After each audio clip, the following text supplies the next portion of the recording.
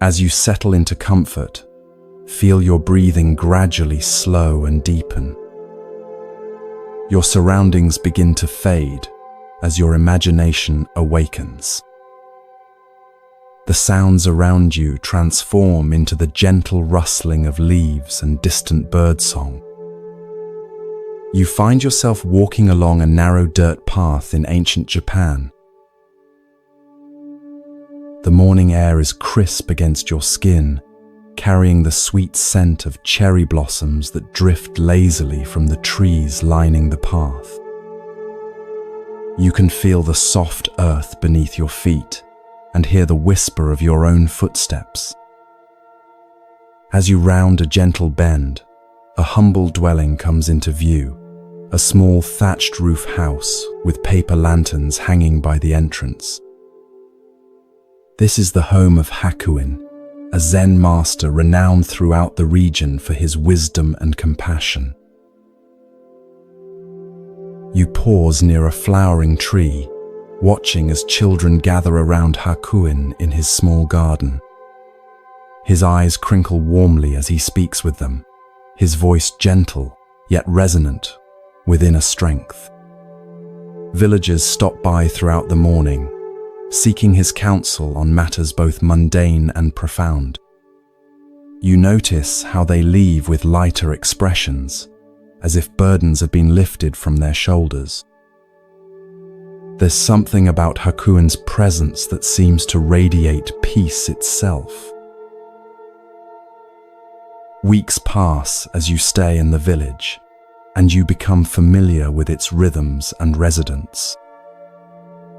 One afternoon, you notice an unusual commotion. A young woman, the daughter of a prominent family, has discovered she is with child. You overhear the whispers as you pass the village well, see the concerned glances exchanged between neighbors. The situation takes a shocking turn when, under intense pressure from her parents, the young woman names Hakuin as the father. The next morning, drawn by raised voices, you find yourself standing near Hakuin's garden. The young woman's parents have arrived, their faces contorted with rage. Her father's voice cuts through the peaceful morning air. "You have brought shame upon our daughter and our family," he shouts, fists clenched at his sides. "Everyone believes you to be so virtuous, but now we know the truth." You feel a knot of tension in your own stomach, anticipating Hakuin's reaction. Will he defend himself, become angry, deny the accusation? You watch as Hakuin listens, his face a portrait of calm attention. When the parents finally pause, breathing heavily from their tirade, Hakuin responds with just 3 words, spoken so softly you almost don't catch them. "Is that so?" You feel a strange sensation wash over you, confusion mixed with something like awe. Just that? No defense, no explanation, no denial? The parents seem equally stunned, then even more enraged by what they perceive as indifference. They storm away, promising to tell everyone in the village about Hakuin's disgrace. In the days that follow, you witness a remarkable transformation in the village. People who once greeted Hakuin with reverence now cross to the other side of the path to avoid him. The children no longer gather in his garden. Whispers follow him wherever he goes. Yet through it all, Hakuin continues his simple life, meditating in the morning light, tending his garden, fetching water from the well. When confronted directly or when catching the whispers, he responds with the same 3 words, "Is that so?" Months pass and the seasons change. Cherry blossoms give way to the lush greens of summer, then to autumn's golden hues. One winter morning, as snow falls softly outside, you hear a firm knock at Hakuin's door. The young woman has given birth, and her parents have brought the infant to Hakuin. Standing nearby, you feel the cold air against your face as you watch this scene unfold. Since you are the father, you must take care of your child, they declare, thrusting the swaddled baby into his arms before turning away, their footsteps crunching in the fresh snow. As they disappear down the path, you expect to see despair, or at least concern on Hakuin's face. Instead, he looks down at the infant with tender eyes and says softly, "Is that so?" The baby whimpers, and without hesitation, Hakuin brings the child inside to the warmth of his humble home. You find yourself drawn to help as Hakuin adapts to caring for the infant. You watch him fashion a cradle from a basket, carefully line it with soft cloth. You accompany him as he visits neighbors to obtain milk and learn about caring for a baby. His days, once filled with teaching and meditation, now revolve entirely around the needs of this small child. When villagers express shock or judgment, Hakuin simply responds, "Is that so?" Through changing seasons, you witness Hakuin's unwavering care for the child. You see him soothe the baby's cries in the middle of the night, fashion toys from simple materials, sing soft lullabies under the light of the moon. The baby's first smile, first tentative steps, all are met with Hakuin's quiet joy and presence. A full year passes in this way.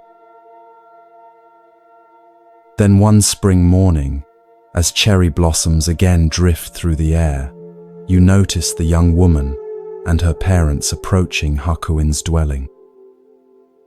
Their faces are different now, drawn with shame rather than anger. You move closer, feeling your heart quicken with anticipation.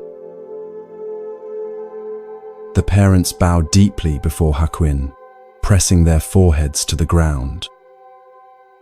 "Master Hakuin," the father says, his voice breaking, "we have come to apologize and to tell you the truth. Our daughter has confessed that you are not the father of this child. The real father is a young man from the fish market. We are deeply ashamed of our accusations and the suffering we have caused you." The mother adds, "We have come to take the child back to our daughter, and we will tell everyone in the village the truth about your innocence." You watch Hakuin's face closely, searching for signs of resentment, relief, or vindication. You find none.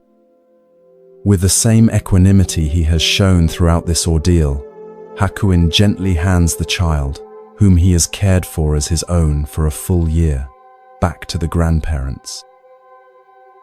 And as they express their profound regret and promises to restore his reputation, Hakuin responds with the same 3 words that have carried him through this entire journey. "Is that so?" Standing there in the soft morning light, witnessing this extraordinary demonstration of equanimity, you feel something shift within your own understanding.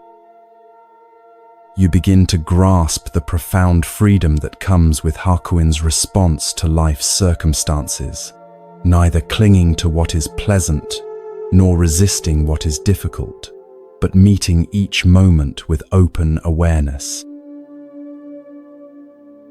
As you reflect on what you've witnessed, you realize that Hakuin's "Is that so?" was never indifference or resignation. It was the expression of a mind free from the tyranny of having to defend itself, explain itself, or identify with circumstances beyond its control. You recognize how differently you might have responded in his position, the energy you would have expended in defending your reputation, the resentment you might have harbored toward those who falsely accused you, the attachment you might have developed to a child you had cared for so deeply.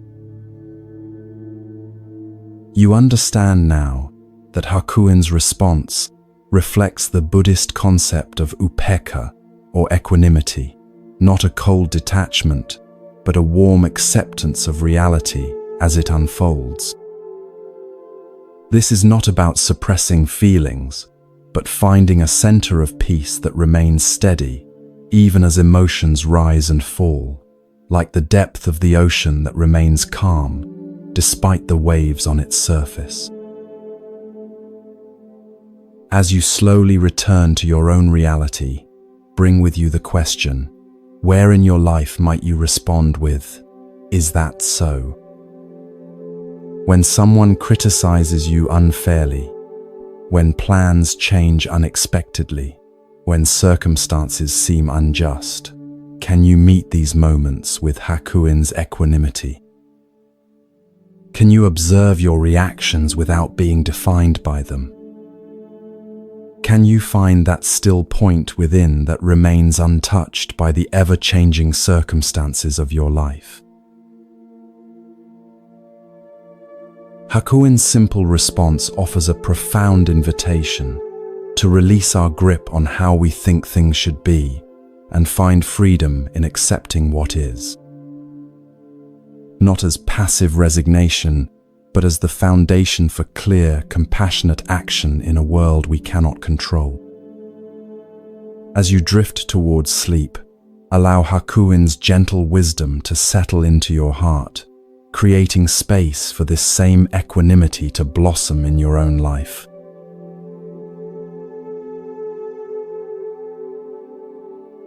As you settle deeper into comfort, feel your breath becoming slower and more rhythmic. The weight of your body seems to dissolve as your mind drifts to another time and place. The sounds around you gradually transform into the gentle rustling of bamboo leaves and the distant murmur of flowing water. You find yourself walking along a stone path that winds through a Japanese mountain monastery. The air here tastes fresh and cool against your lips.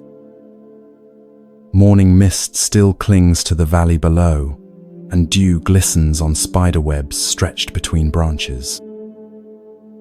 As you round a corner, you come upon a serene courtyard where several young monks are engaged in their morning tasks. One figure in particular catches your attention, a young man named Tekisui, whose mindful movements suggest he has been at the monastery for some time, though he still has the eager expression of a relatively new student. You watch as Tekisui finishes sweeping fallen leaves from the stone pathway. As he puts away his bamboo broom, an older monk approaches him. This is the Zen master Nissan, whose reputation for both wisdom and strictness has spread throughout the region. Though advanced in years, Nissan moves with surprising vigor, his eyes alert and penetrating beneath bushy white eyebrows. "Tekisui," the master calls, his voice carrying clearly across the courtyard. "Bring me a pail of water to cool my bath." You follow at a respectful distance as Tekisui bows and hurries to fulfill the request. He retrieves a wooden bucket from a small shed, then proceeds to a well in the center of another courtyard. The well is ancient, its stone rim worn smooth by generations of hands. With practiced movements, Tekisui lowers the bucket into the darkness, the rope sliding through his palms until you hear the distant splash below. He draws up the water, now heavy with its precious contents, and carries it carefully to where Master Nissan waits beside a large wooden tub. You can feel the cool moisture in the air as Tekisui pours the water into the bath, steam rising as it meets the hot water already there. When the bath is properly cooled, Tekisui stands back, apparently waiting to be dismissed. Instead of entering the bath, however, Nissan observes Tekisui closely. The young monk has taken the bucket, still containing a small amount of unused water, and is about to casually toss it onto the ground next to the bathhouse. "Stop!" Nissan's command cuts through the morning quiet like a knife. Tekisui freezes, the bucket tilted, water about to spill. He looks at his teacher with confusion. "You dunce!" the master scolds, his voice stern but not unkind. "Why didn't you give the rest of the water to the plants? What right have you to waste even a drop of water in this temple?" You watch the color rise in Tekisui's face as he straightens the bucket. For a moment, he seems about to defend himself. After all, it's just a small amount of water. But something in Nissan's expression stops him. There is an intensity in the master's gaze that suggests this is no trivial matter. The courtyard has fallen completely silent. Even the birds seem to have paused their morning songs. In this stillness, you can almost feel the weight of the teaching that hangs in the air between master and student. Then something remarkable happens. As you observe Tekisui's face, you see a profound transformation, not just embarrassment or obedience, but a flash of genuine insight. His eyes widen slightly, and his posture shifts as understanding blossoms within him like a flower opening to the sun. Without another word, Tekisui turns and carefully carries the remaining water to a cluster of young herbs growing nearby.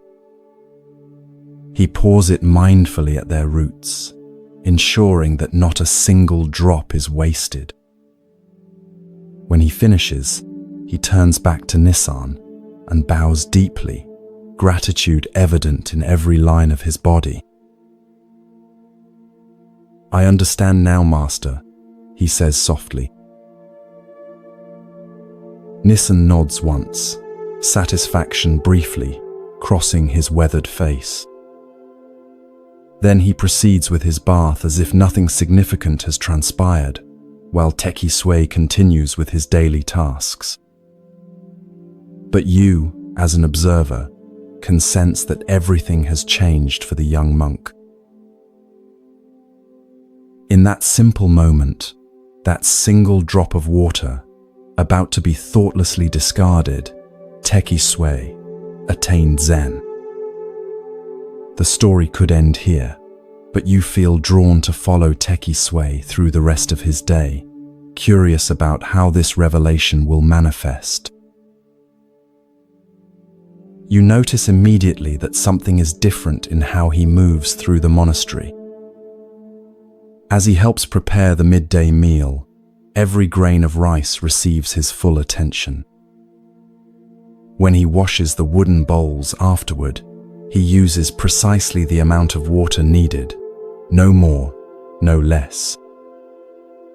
Even his footsteps seem more deliberate, as if he suddenly understands that each movement carries significance beyond its immediate purpose.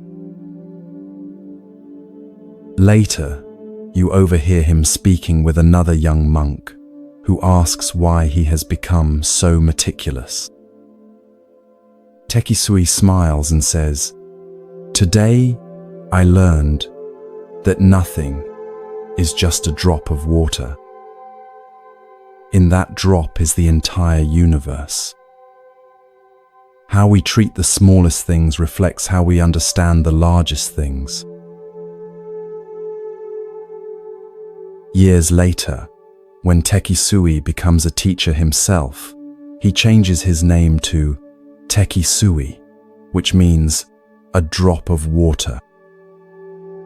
The simple lesson by the bath becomes the foundation of his teaching, a reminder that in Zen, enlightenment often comes not through grand revelations, but through mindful attention to the most ordinary aspects of daily life. As you gradually return to your own reality, consider the drops of water in your own life, those seemingly insignificant resources, moments, or opportunities that you might be overlooking or discarding without thought. Perhaps it's the last few minutes before you fall asleep, the leftovers from a meal, a brief exchange with a stranger, or even the unconscious patterns of your breathing. Tekisui's story reminds us that mindfulness isn't about grand spiritual experiences, but about bringing full awareness to even the smallest actions. When we waste water, or food, time, energy, attention, we aren't just being careless with physical resources, we're revealing a fundamental misunderstanding about the interconnected nature of all things. Each drop of water comes from somewhere and goes somewhere. Nothing exists in isolation. Nothing is truly insignificant.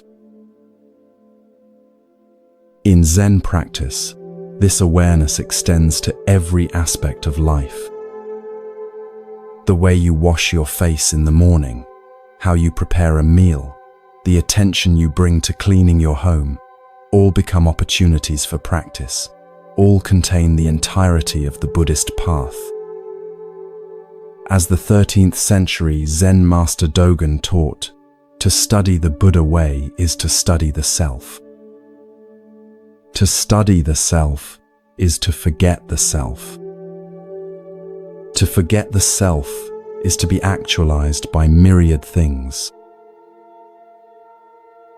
As you drift towards sleep, bring gentle awareness to the sensation of your breathing, each inhalation and exhalation like a precious drop of air being received and released.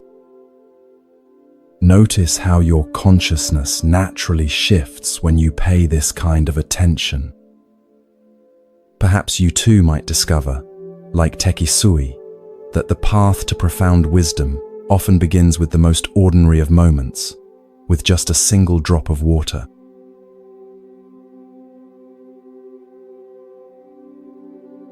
As you sink deeper into comfort, feel your breathing become slow and rhythmic.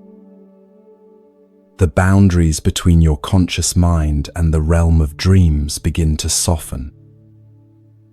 The gentle darkness behind your closed eyelids transforms, revealing a scene from long ago in medieval Japan. You find yourself walking along a winding mountain path as the late afternoon sun filters through ancient cedar trees. The path leads to a small hermitage perched on a hillside overlooking a misty valley.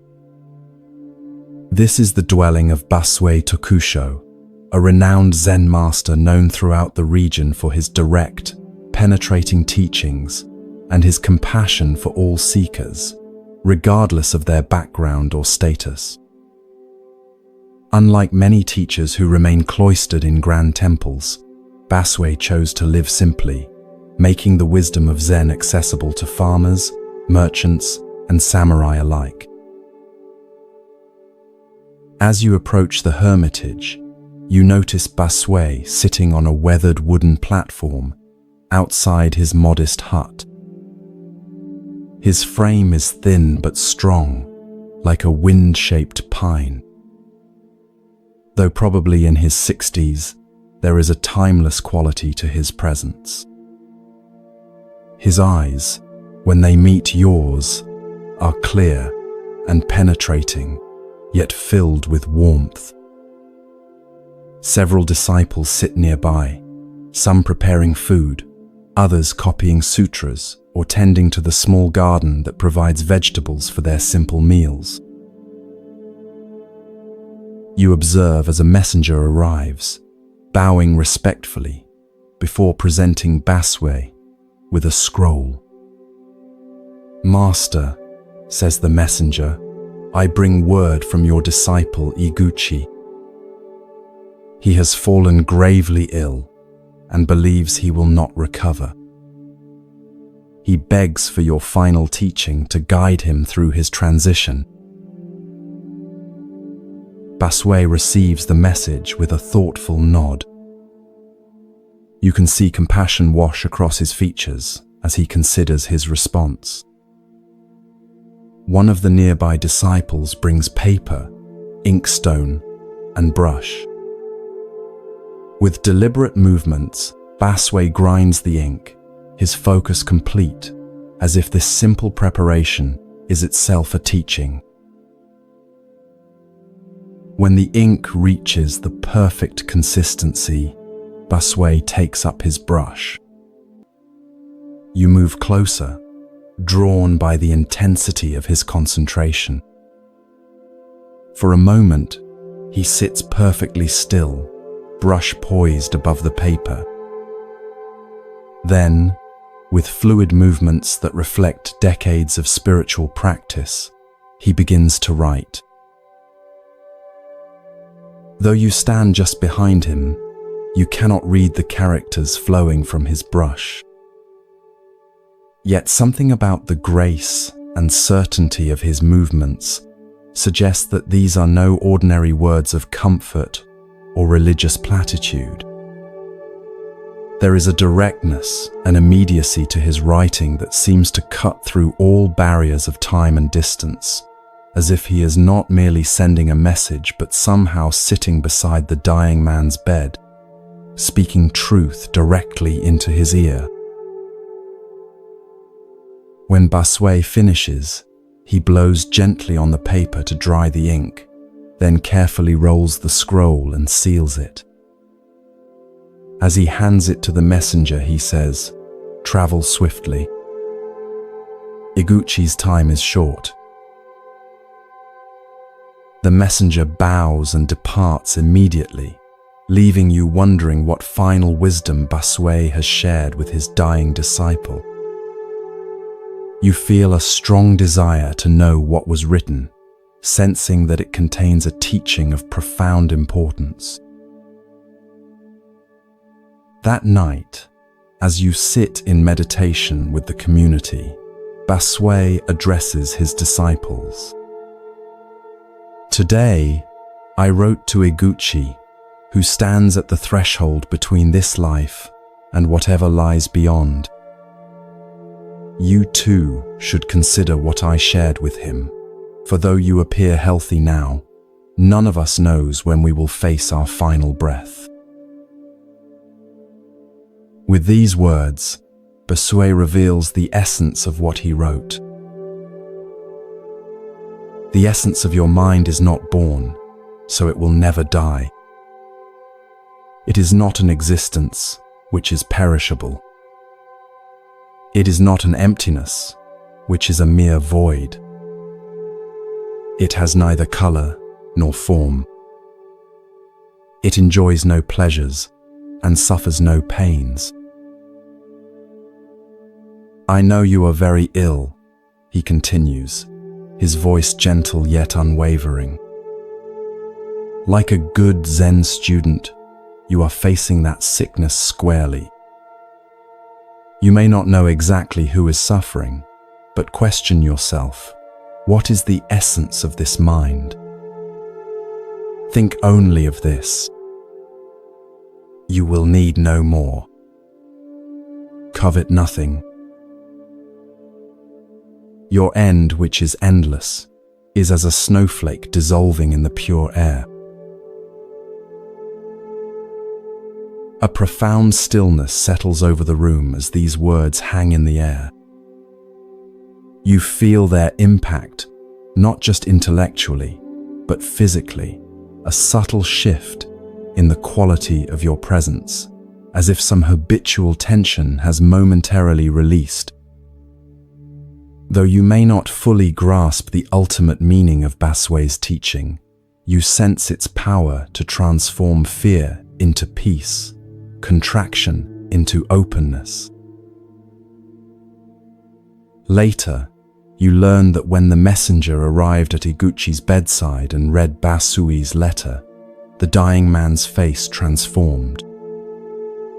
The lines of pain and anxiety softened, replaced by a subtle smile of recognition. He died that night, his body relaxed, his breathing calm until the very end.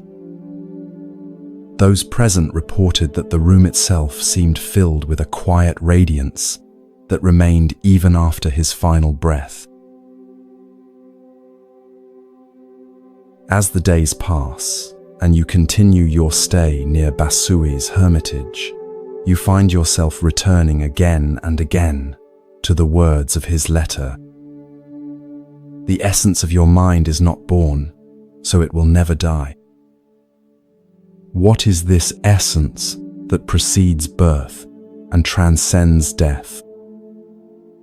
What is this awareness that is neither existence nor emptiness, that has no form yet clearly is? You notice how our ordinary thinking about life and death assumes a solid self that comes into existence at birth and ceases to exist at death. We imagine ourselves as separate entities, navigating through time and space, accumulating experiences, possessions, relationships, and identities, all of which we fear losing when death comes. But Baswe points to something more fundamental than this constructed self. The pure awareness that witnesses all experience yet is itself unchanged by what it witnesses. This awareness has no beginning or end. It is not a thing that can be born or die. It has no form or color, feels no pleasure or pain. Yet it is not nothing, not mere emptiness or void. It is the luminous cognizance that knows all forms while remaining formless itself. When Basui instructs his dying disciple to ask, "What is the essence of this mind?" he is not suggesting an intellectual investigation, but a direct turning of awareness back upon itself. This simple yet profound inquiry has the power to cut through all our complex narratives about who we are and what happens when we die. It points us toward the deathless nature of our most essential being. Your end, which is endless, is as a snowflake dissolving in the pure air. This beautiful metaphor reveals how death, properly understood, is not annihilation but transformation. The snowflake doesn't cease to exist when it melts. It returns to the water cycle from which it temporarily emerged. Its essence, water, remains, though its temporary form dissolves. Similarly, our individual consciousness, like a wave on the ocean, returns to the vast awareness from which it arose. Baswe's teaching offers profound comfort, not through false promises of eternal heavens or threats of punishment, but through direct pointing to the nature of mind itself. He doesn't ask his disciple to believe anything on faith, but invites him to investigate his own experience in the most intimate way possible. Think only of this. You will need no more. covet nothing. As you gradually return to your present reality, consider how this teaching might transform your own relationship with impermanence. We all face moments of ending, not just the final ending of death, but countless small endings throughout our lives. Relationships change, careers conclude, physical abilities diminish, cherished possessions break or disappear. Each of these endings offers an opportunity to ask Basui's essential question: what is the essence of this mind that witnesses all these changes? Rather than turning away from the reality of impermanence, Basui invites us to look directly into it, to discover within the very fabric of change something changeless. Not as an escape from the human experience of loss, but as a profound reconciliation with the true nature of existence. Like the dying Iguchi, we too might find that facing directly what we most fear becomes the doorway to our deepest peace. For, as Basui reminds us, the essence of your mind is not born, so it will never die.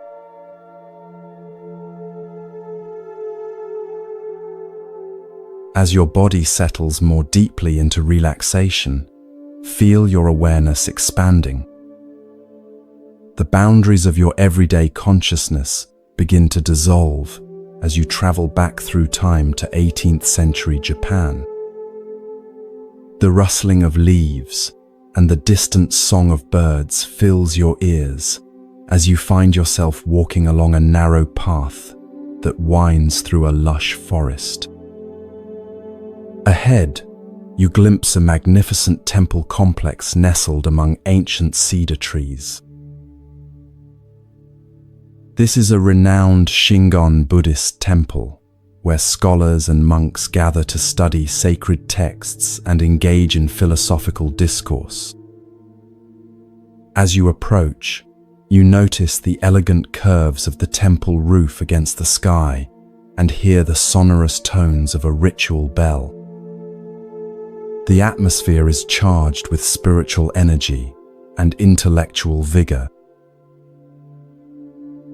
You are drawn to a large hall where a crowd has gathered.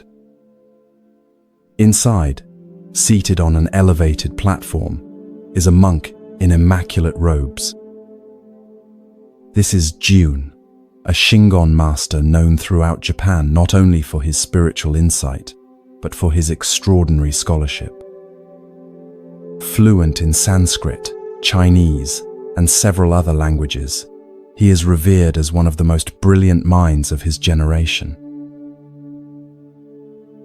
Jun's voice carries clearly through the hall as he delivers a complex lecture on Buddhist philosophy, weaving together strands of thought from various traditions with impressive erudition.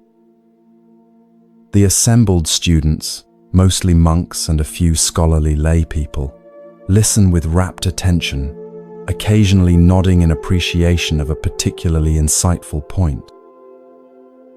You notice how they lean forward when he speaks, as if physically drawn to the knowledge he offers. After the lecture concludes, the students bow deeply and begin to disperse. You follow Jun as he returns to his private quarters, a simple room despite his elevated status. As he settles at his desk to review some ancient texts, a temple attendant appears at the door. "Master Jun," the attendant says with a bow, "a letter has arrived for you." He presents a simple scroll sealed with wax. Jun takes the scroll and carefully breaks the seal. As he reads, a subtle change comes over his face, a softening around the eyes, a slight smile playing at the corners of his mouth. You sense that this is no ordinary correspondence. "It is from my mother," he says quietly, almost to himself. Though he is now in his 50s, a respected master with hundreds of disciples, there is something childlike in his expression as he holds the letter. You find yourself able to read the letter over his shoulder, drawn into this intimate exchange between mother and son. The handwriting is simple but clear, the paper modest. The letter begins with tender inquiries about his health and expressions of maternal pride. But then, it takes an unexpected turn. Son, I do not think you became a devotee of the Buddha because you desired to turn into a walking dictionary for others, she writes. There is no end to information and commentary, to glory and honor. Jiyun's expression grows more serious as he continues reading. I wish you would stop this lecture business. Shut yourself up in a little temple in a remote part of the mountain. Devote your time to meditation and in this way, attain true realization.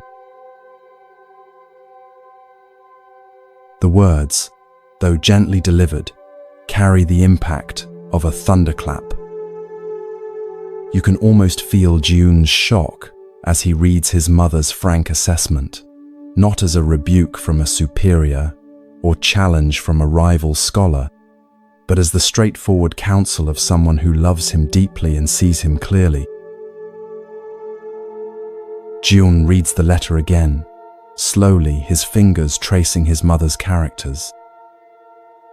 His expression shifts from surprise to thoughtful reflection.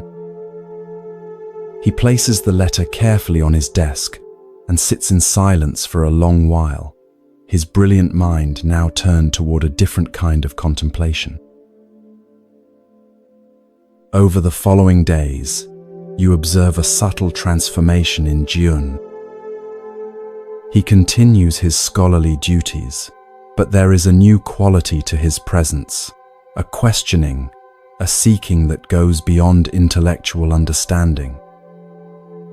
Often, you find him pausing in the midst of his work, his mother's letter in hand, rereading her simple yet profound counsel. A walking dictionary, he murmurs to himself one evening. Is that what I have become? One morning, Jiyun calls his senior disciples together. The atmosphere is solemn as they gather, sensing that something important is about to occur. Jiyun sits before them, his mother's letter placed carefully beside him. I have received wisdom from an unexpected source, he tells them, his voice steady but touched with emotion. My mother, who has never studied the sutras or engaged in scholarly debate, has nonetheless seen what I have been unable to see, that I have mistaken the finger pointing at the moon for the moon itself. He reads his mother's letter aloud, and you observe the reactions of his disciples: surprise, confusion, perhaps even a touch of resistance.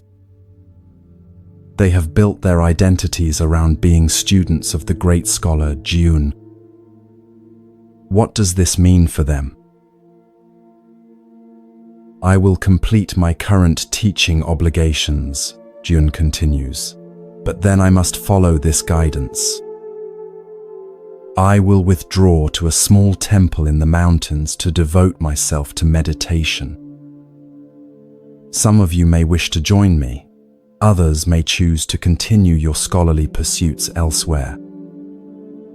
Both paths have value, but I now see that my own path must shift. True to his word, Jiyun eventually withdraws from his prominent position. You find yourself following him to a tiny, neglected temple high in the mountains, days away from the nearest village. Here, surrounded by towering trees and visited occasionally by deer and other forest creatures, June establishes a simple practice community. The daily schedule is austere, rising before dawn for meditation, simple meals, work in the temple garden, more meditation. Gone are the elaborate lectures and prestigious visitors. In their place is a profound silence, broken only by the sounds of nature and the minimum of human speech required for communal living. One evening, as sunset bathes the mountains in golden light, you find June sitting on a stone overlooking the valley below. His face, once animated primarily by intellectual excitement, now reflects a different quality, a stillness, a presence that seems to extend beyond his physical form. The transformation is subtle but unmistakable.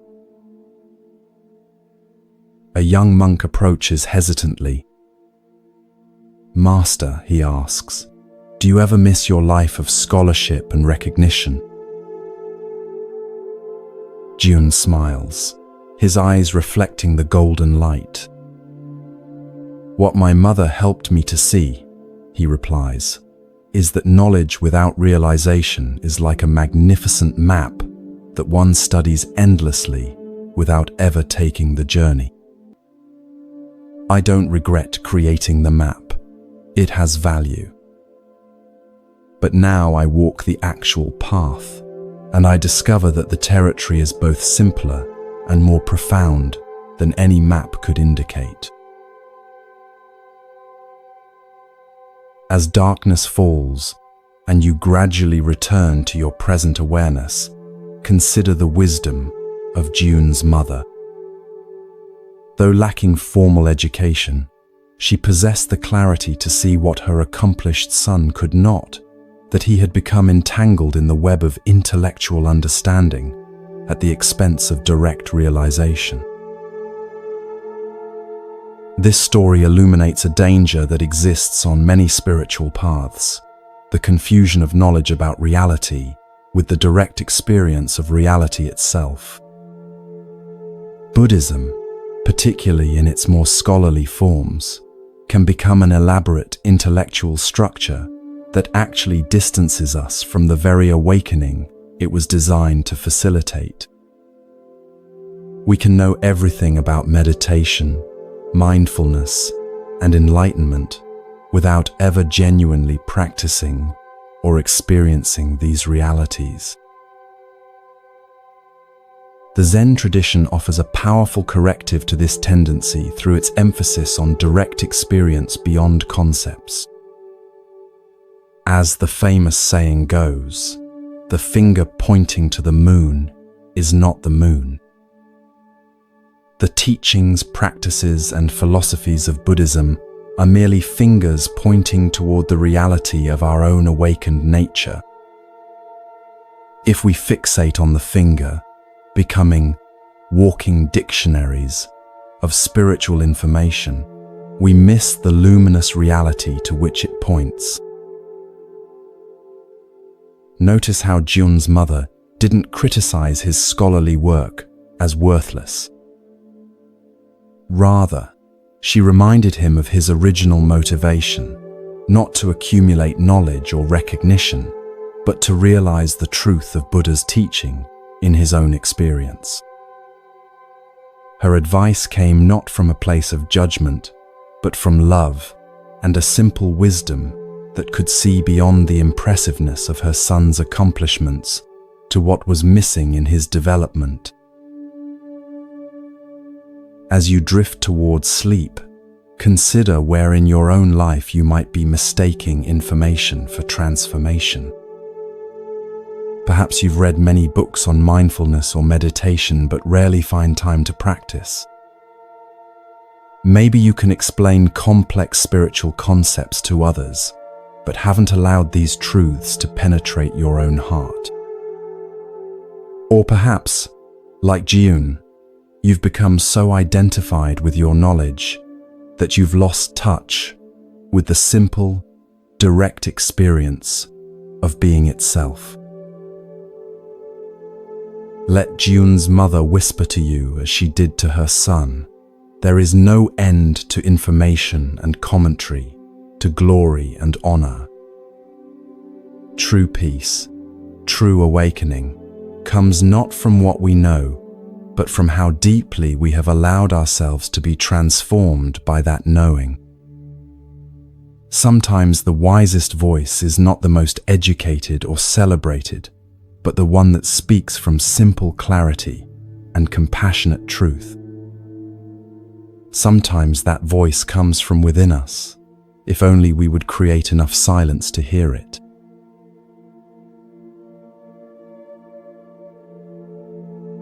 Feel yourself drifting deeper now, your body becoming heavier as your mind grows lighter. The sounds of your environment fade as you journey to medieval Japan during the Tokugawa period. The air carries the scent of incense and cedar as you find yourself walking through a small village nestled at the foot of mist-covered mountains. Paper lanterns sway gently in the evening breeze, casting warm pools of light along the narrow streets. The village is abuzz with unusual activity. People gather in small groups, their voices hushed but animated as they discuss some recent event. You approach one such gathering and listen to their conversation. A merchant has reported that 50 rolls of valuable cotton cloth have been stolen while he was resting beneath the shelter of a large stone Buddha that stands at the village outskirts. Curious, you follow a winding path to this Buddha statue. It stands about 12 feet tall, carved from a single piece of granite, its weathered surface testifying to centuries of exposure to the elements. The Buddha's serene expression seems to gaze compassionately upon all who pass. At its base, you notice a small shelter, a simple roof supported by wooden posts, where travelers often rest during their journeys. As you stand contemplating the statue, a commotion draws your attention. A group of officials approaches, led by a distinguished-looking man whose presence commands immediate respect. This is Judge Oka, renowned throughout the region for his wisdom and unconventional methods of solving crimes. Judge Oka examines the scene carefully, questioning the merchant who sits dejected nearby. The merchant explains that he had stopped to rest beneath the Buddha during the heat of the day, placing his bundles of cotton goods beside him. He had fallen asleep briefly, and upon waking, discovered that his merchandise had vanished. After listening attentively, Judge Oka makes an announcement that leaves everyone stunned. That stone Buddha must have stolen the goods, he declares. It is supposed to care for the welfare of the people, but it has failed to perform its holy duty. Arrest it. Murmurs of confusion ripple through the gathering crowd. Has the respected judge lost his mind? How can one arrest a stone statue? Nevertheless, the judge's orders must be followed. Several police officers approach the massive statue, looking uncertainly at one another. With evident discomfort, they formally announce that the Buddha is under arrest and begin the absurd task of securing ropes around the immovable figure. Word of this extraordinary event spreads rapidly through the village and surrounding areas. By the next morning, a large crowd has gathered to witness the unprecedented spectacle of the stone Buddha being charged with theft. The crowd is boisterous, some laughing openly at the ridiculous situation, others speculating about the judge's mental state. Judge Oka arrives at the appointed hour and takes his seat at a temporary court set up in front of the Buddha. Instead of proceeding with the case, however, he suddenly turns his attention to the noisy spectators.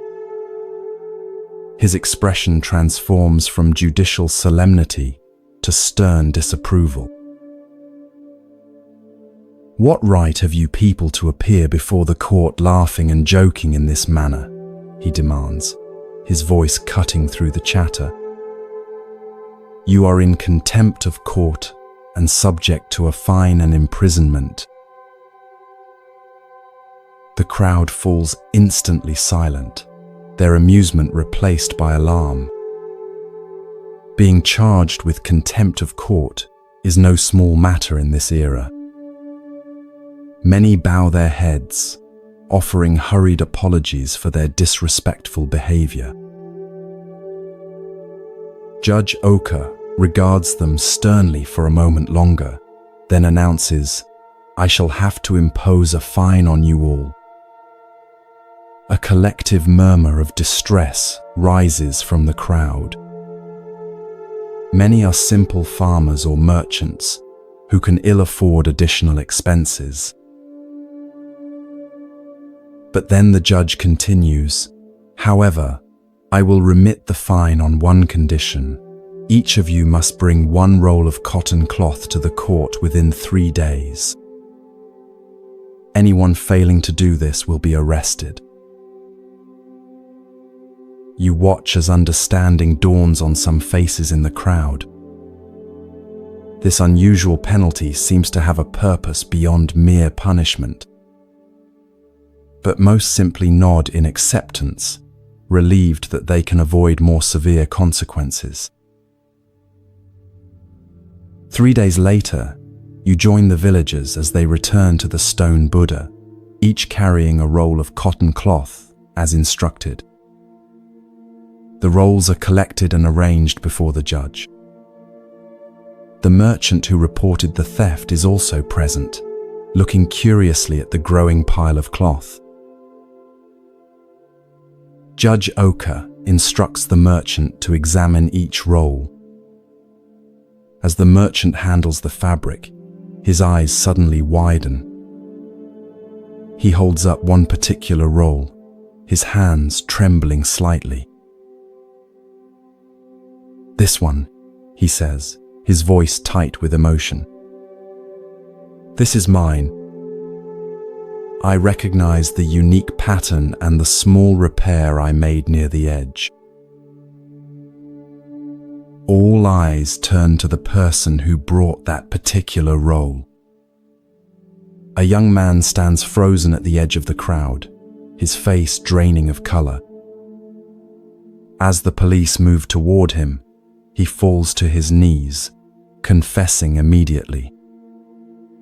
He had seen the merchant sleeping, taken advantage of the opportunity to steal the goods, and hidden most of the rolls in his home. Judge Oka nods, seemingly unsurprised by this outcome. He orders the thief into custody and ensures that all 50 rolls of the merchant's cloth are recovered and returned. Then, with a gesture that surprises everyone, he instructs that the remaining rolls of cloth, those brought by innocent villagers to satisfy their fine, be returned to their owners.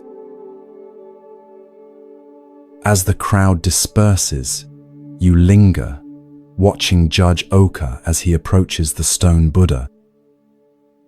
He looks up at the statue's serene face and offers a small bow, as if acknowledging a silent partnership. You realize that you've witnessed not just clever detective work, but a profound understanding of human nature. Later, in a nearby tea house, you overhear villagers discussing the day's events. The judge knew that asking everyone for a roll of cloth would force the thief to produce one of the stolen rolls. An elderly man explains to his companions. The thief couldn't risk purchasing new cloth that might look different from the stolen goods, and he couldn't refuse to bring anything without raising suspicion. But why arrest the Buddha? A young woman asks. Why not simply order everyone to bring cloth from the beginning? The old man chuckles. That's the genius of it. By creating such an unusual spectacle, arresting a stone Buddha, he ensured that everyone in the village and surrounding areas would hear about it and come to watch. Had he simply announced that he needed cloth from everyone, the thief might have stayed away. He sips his tea thoughtfully. And by charging the crowd with contempt, he created a reason to demand the cloth that seemed unrelated to the theft itself. The judge understood not just law, adds another villager, but also human nature. He knew how to use our curiosity, our desire to witness something extraordinary, even our tendency to make light of unusual situations, all to serve justice. As you reflect on what you've witnessed, you recognize the deeper wisdom in Judge Oka's unconventional approach. Rather than relying on force or threats to discover the thief, methods that might or might not have succeeded, he created conditions where the truth would naturally reveal itself. Like a skilled Zen master, he understood that direct confrontation often creates resistance, while indirect methods can lead to revelation. The judge also demonstrated a principle central to Zen practice, that apparent absurdity can sometimes be the most direct path to truth. The notion of arresting a stone Buddha was, on its face, ridiculous. Yet this very absurdity created the perfect conditions for truth to emerge. Similarly, many Zen koans appear nonsensical on the surface, but are designed to break through our habitual patterns of thinking to reveal deeper insights. Perhaps most importantly, Judge Oka's method embodied compassion alongside justice. Rather than subjecting the entire village to house searches or aggressive interrogations, he created a situation where only the guilty party would be revealed. The innocent were briefly inconvenienced, but ultimately unharmed. Even the thief was given the opportunity to surrender the stolen goods and face the consequences of his actions in a relatively dignified manner. As you drift deeper towards sleep, consider where in your own life you might apply Judge Oka's wisdom. Where might indirect approaches be more effective than direct confrontation? How might apparent absurdity or playfulness create openings where seriousness creates walls? And how might you reveal truth without unnecessary harm to others? Like the stone Buddha with its enigmatic smile, sometimes the most profound wisdom appears in unexpected forms. The path to truth, like the path to justice, is rarely a straight line. It requires creativity, patience, and a deep understanding of human nature, qualities that Judge Oka possessed in abundance and that lie within you as well.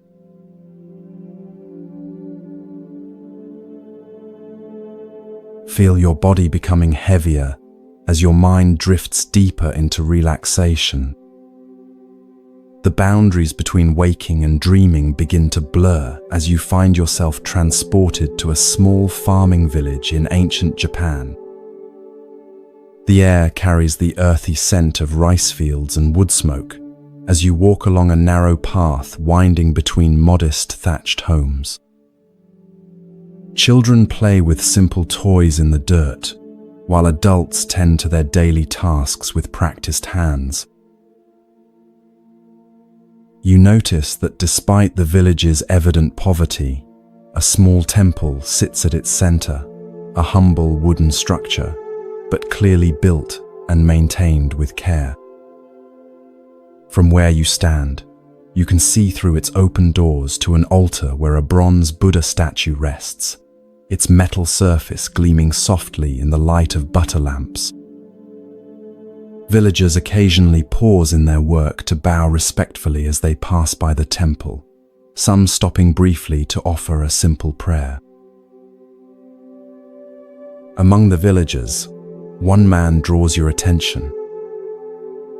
Unlike the others, whose weathered faces reflect lives of hardship balanced with simple joys, this man's expression carries a peculiar intensity.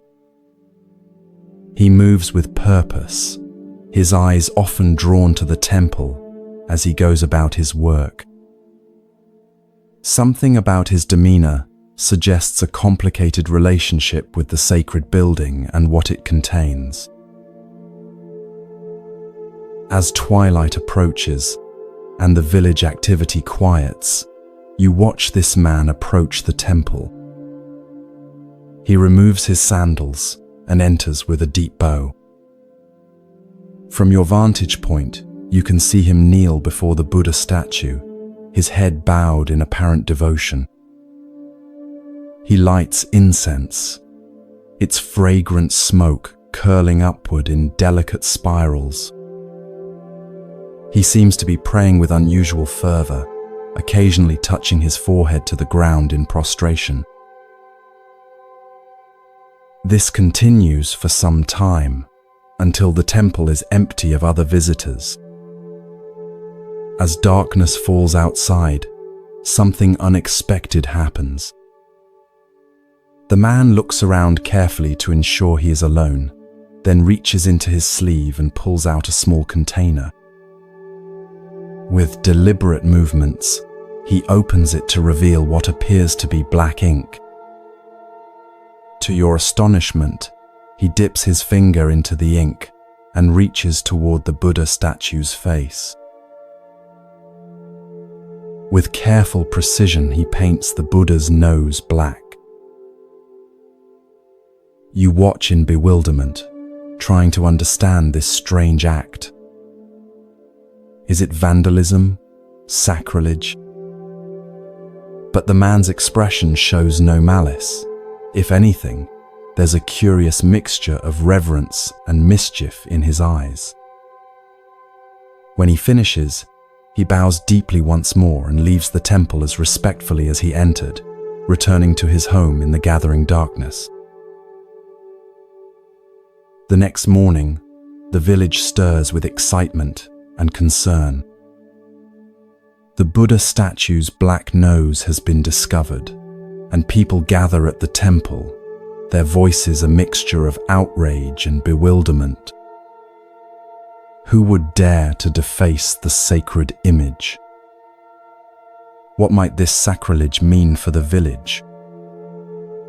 Will the gods send misfortune as punishment?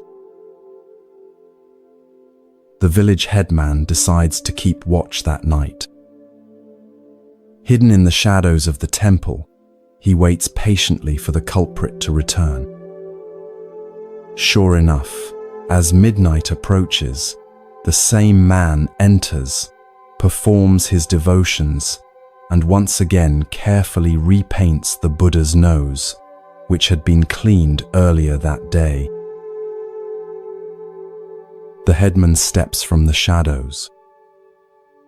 "Why are you doing this?" he demands, his voice stern but controlled. "Do you not fear the consequences of defacing our sacred Buddha?" The man turns, startled, but not afraid. After a moment of silence, he speaks with unexpected sincerity. "Honored headman, I mean no disrespect. This Buddha has been in our village for generations, watching over us through floods and droughts, through good harvests and bad. I paint his nose black because I wish him to remain with us." The headman's brow furrows in confusion. How does painting the Buddha's nose black keep him with us? 3 villages away, the man explains, there is a wealthy town with a grand temple. I have heard their priests speak of acquiring our Buddha for their collection, saying it is wasted in such a poor village. But who would want a Buddha with a black nose? By making him imperfect in their eyes, I make sure he remains perfect for our needs, here, among those who truly love him, not for his beauty but for his presence in our lives. The headman stands silent, absorbing this unexpected explanation. What had seemed like desecration now reveals itself as an act of profound, if unorthodox, devotion. After careful consideration, he nods slowly. Your heart is pure, though your methods are strange. The Buddha sees intention, not appearance. But from now on, let us find another way to protect our temple treasure. In the days that follow, the village devises a simpler solution. They remove the valuable bronze Buddha to a safe hiding place and replace it with a wooden replica. The black-nosed original is brought out only for special ceremonies. Its imperfection, now understood by the villagers as a mark of their community's unique relationship with the divine. What began as a seeming act of irreverence has transformed into a deeper understanding of true reverence. As this story settles into your awareness, consider its subtle wisdom about the nature of true devotion. On the surface, painting the Buddha's nose black appears disrespectful, a violation of the conventional ways we honor what we consider sacred. Yet beneath this apparent irreverence lay a deeper reverence, a sincere desire to keep the Buddha present in the community that truly valued him. This paradox, that apparent irreverence can sometimes contain profound reverence, appears throughout the Zen tradition. Consider the famous Zen saying, "If you meet the Buddha on the road, kill him." On its face, this appears shockingly irreverent. Yet its deeper meaning points to the danger of becoming attached to external forms and symbols of enlightenment rather than realizing the Buddha nature within yourself. Sometimes, what appears to be spiritual irreverence is actually a protection against the more subtle sacrilege of mistaking the finger for the moon, the symbol for what it symbolizes. The villager with his pot of black ink understood something that the wealthier temple with its collection of perfect statues did not, that the value of the Buddha image lay not in its artistic perfection or material worth, but in its living presence within a community of sincere practitioners. By making the statue imperfect, in conventional terms, he preserved its perfect function to serve as a focus for genuine devotion. In your own spiritual practice, notice where you might be confusing outer perfection with inner sincerity. Perhaps you've been hesitant to meditate because you can't sit in perfect posture for extended periods. Maybe you've avoided certain practices because you can't perform them exactly as prescribed. Or perhaps you've judged your practice as inadequate because it doesn't match some idealized image of what spirituality should look like. The black-nosed Buddha reminds us that true reverence often lies in the sincerity of our intention rather than the perfection of our form. Sometimes, what appears as an imperfection from one perspective is precisely what makes something perfect for its true purpose. The crack in the temple bell that gives its ring a distinctive tone, the worn prayer beads that carry the devotion of generations in their smooth surfaces, the simple home altar that may not impress visitors but holds genuine meaning for the family. These imperfections can be the very markers of authentic spiritual life. As you drift deeper towards sleep, consider what black-nosed Buddhas might exist in your own life, those apparently imperfect elements that actually serve a perfect purpose. Can you, like the village headman, shift your perspective to see the deep reverence that might lie within apparent irreverence? Can you recognize how what seems flawed from one perspective might be precisely what makes something valuable from another?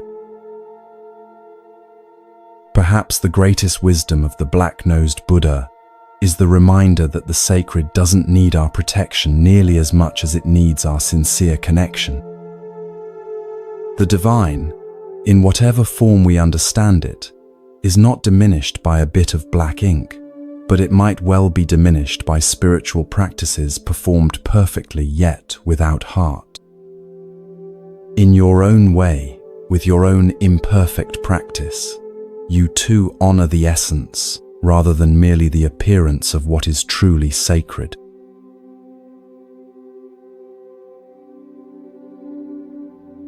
Allow your body to release any remaining tension as you sink deeper into comfortable relaxation. The boundaries of time and space begin to dissolve as you find yourself transported to ancient India over 500 years ago. The air is warm and fragrant with the scent of tropical flowers as you approach a serene hillside known as Vulture Peak. The setting sun bathes everything in golden light, casting long shadows across the lush landscape. You notice a large gathering on the hillside, hundreds of monks in simple robes seated in concentric semicircles. Their faces reflect attentive anticipation as they wait in perfect stillness. At the center of this human lotus flower sits Gautama Buddha himself, his presence radiating both profound peace and alert awareness. You recognize many of his chief disciples: Ananda with his compassionate expression, serious Sariputra known for his intellectual brilliance, and the elderly Mahakashyapa, whose weathered face reflects decades of dedicated practice. This appears to be no ordinary assembly. Word has spread that the Buddha will deliver an important discourse today, and monks have traveled from throughout the region to hear his teaching. As you find a place among them, you sense the collective anticipation, a shared expectancy that wisdom of particular significance will soon be revealed. The Buddha sits in perfect meditation posture, his eyes gently open, his hands resting in his lap. The assembly waits in respectful silence. Minutes pass. The silence deepens. You notice how the quality of the silence itself seems to shift from expectant to questioning to, finally, a spacious receptivity that transcends the need for words. Without speaking, the Buddha slowly raises his right hand. Between his fingers, he holds a single white lotus flower, freshly picked and still glistening with morning dew. He makes no gesture with it, offers no explanation. He simply holds it up before the assembly, his gaze moving slowly across the gathered disciples. The monks appear confused. They exchange questioning glances.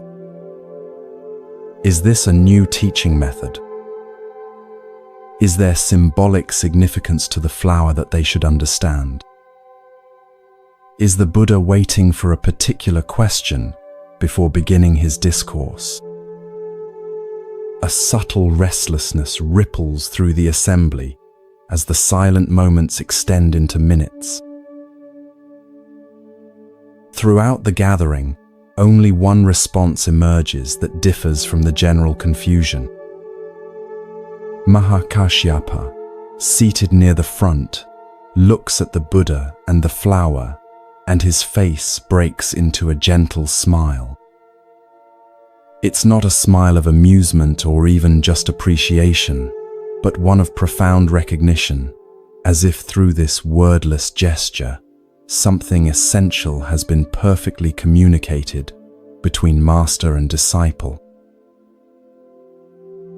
The Buddha's eyes meet Mahakashyapa's, and his own face mirrors the smile. Then, finally breaking the silence, the Buddha speaks.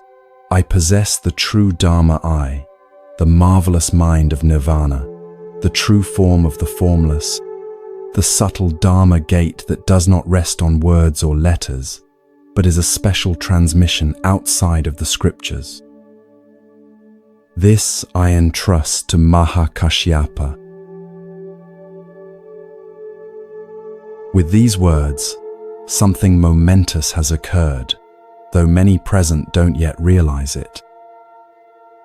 In this seemingly simple exchange, the Buddha has transmitted the essence of Zen, acknowledging Mahakashyapa as the first patriarch of what will eventually become the Zen lineage. A teaching too profound for words has been passed through a silent understanding, through nothing more than a flower and a smile. As the assembly disperses, you notice some disciples gathering around Ananda, the Buddha's attendant, known for his perfect memory and detailed recounting of all the Buddha's teachings. What was the meaning of the flower? They ask. What did the master intend to convey? And why did he single out Mahakashyapa? Ananda, for once, has no explanation to offer. His specialty has always been remembering and clarifying the Buddha's verbal teachings. This wordless transmission lies outside his expertise. Something unprecedented has occurred, a direct pointing to reality itself, beyond the capacities of language, beyond even the brilliant conceptual frameworks of Buddhist philosophy. Later, you find yourself near Mahakashyapa, who sits quietly beneath a Bodhi tree, his face still carrying a trace of that knowing smile. A younger monk approaches him hesitantly. Master, the young monk asks, what did you understand when the Buddha held up the flower? What insight caused you to smile? Mahakashyapa looks at the young monk with kind eyes. Instead of answering directly, he points to a bird singing in a nearby tree.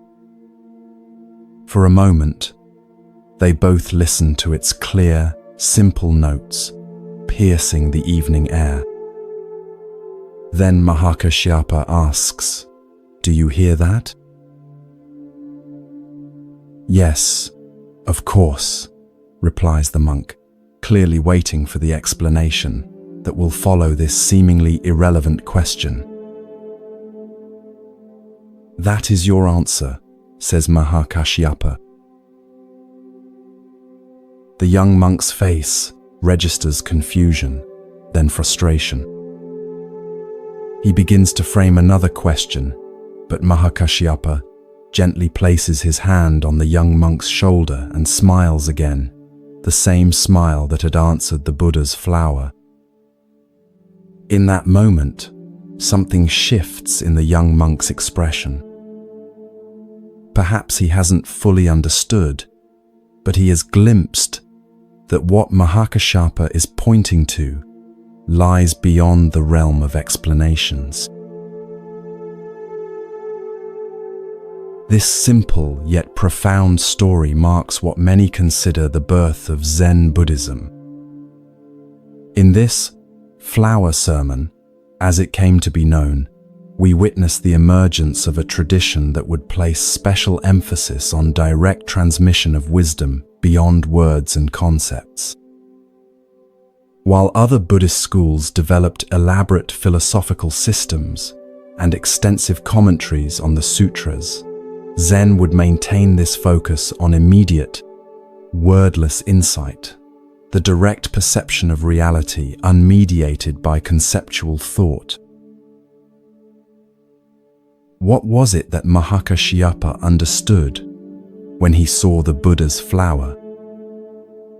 What caused him to smile while others sat in confusion? The story itself refuses to explain, and this refusal is integral to its teaching. If Mahakashyapa's realization could be captured in words, the Buddha would simply have spoken those words rather than holding up the flower. The very point of the gesture was to indicate something that transcends verbal expression. Yet we might approach an understanding through what Zen would later call direct pointing. Perhaps Mahakashyapa saw not just a flower but flower nature in its completeness, the entire universe expressing itself as this particular flower in this particular moment. Perhaps he recognized that the flower, the Buddha, himself, and all of existence were not separate entities, but manifestations of a single, seamless reality.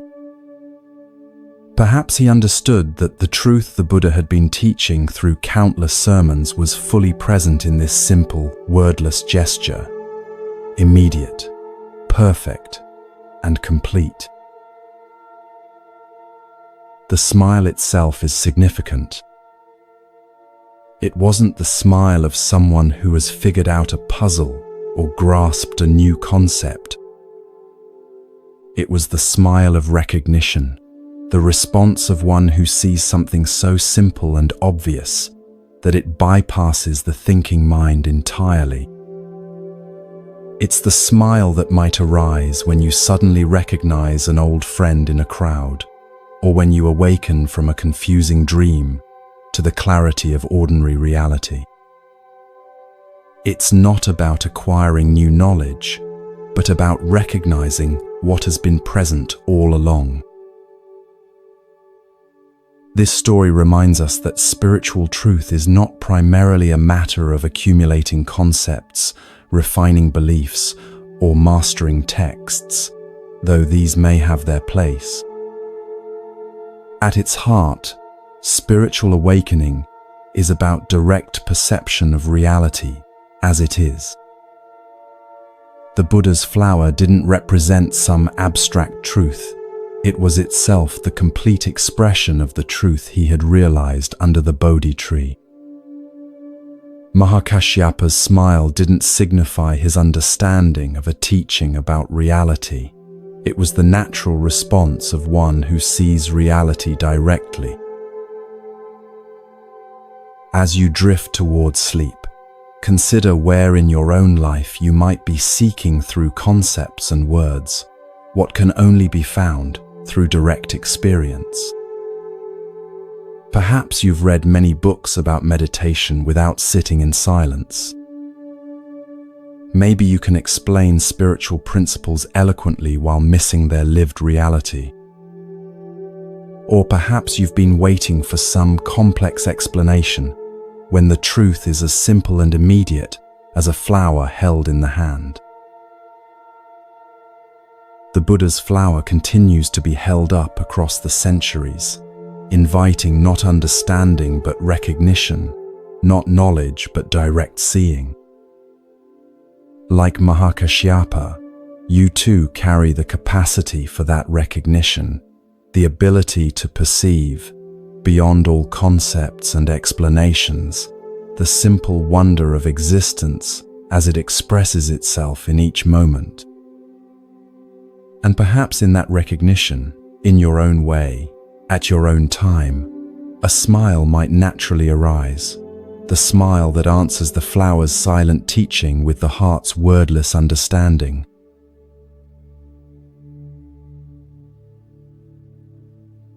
Feel yourself sinking deeper into peaceful relaxation, your body becoming heavier as your mind grows lighter. The gentle darkness behind your closed eyelids transforms into a scene from late 19th century Japan during the Meiji era, a time of rapid modernization when Western influences were dramatically changing the country's ancient ways. You find yourself in the outskirts of Kyoto, approaching a venerable Zen temple named Tofuku. The temple grounds are immaculately maintained, with raked gravel gardens and ancient pines sculpted by generations of careful pruning. Inside this temple lives a renowned Zen master named Keichu.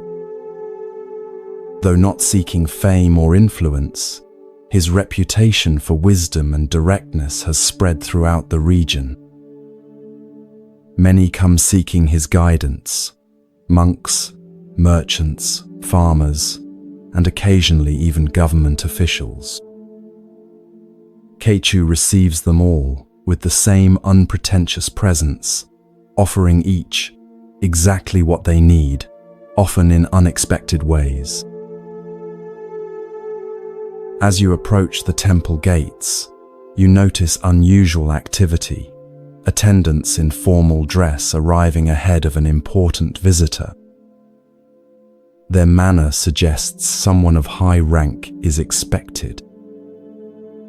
You learn from conversation among temple monks that the governor of Kyoto, Kitagaki, has announced his intention to visit Master Keichu today.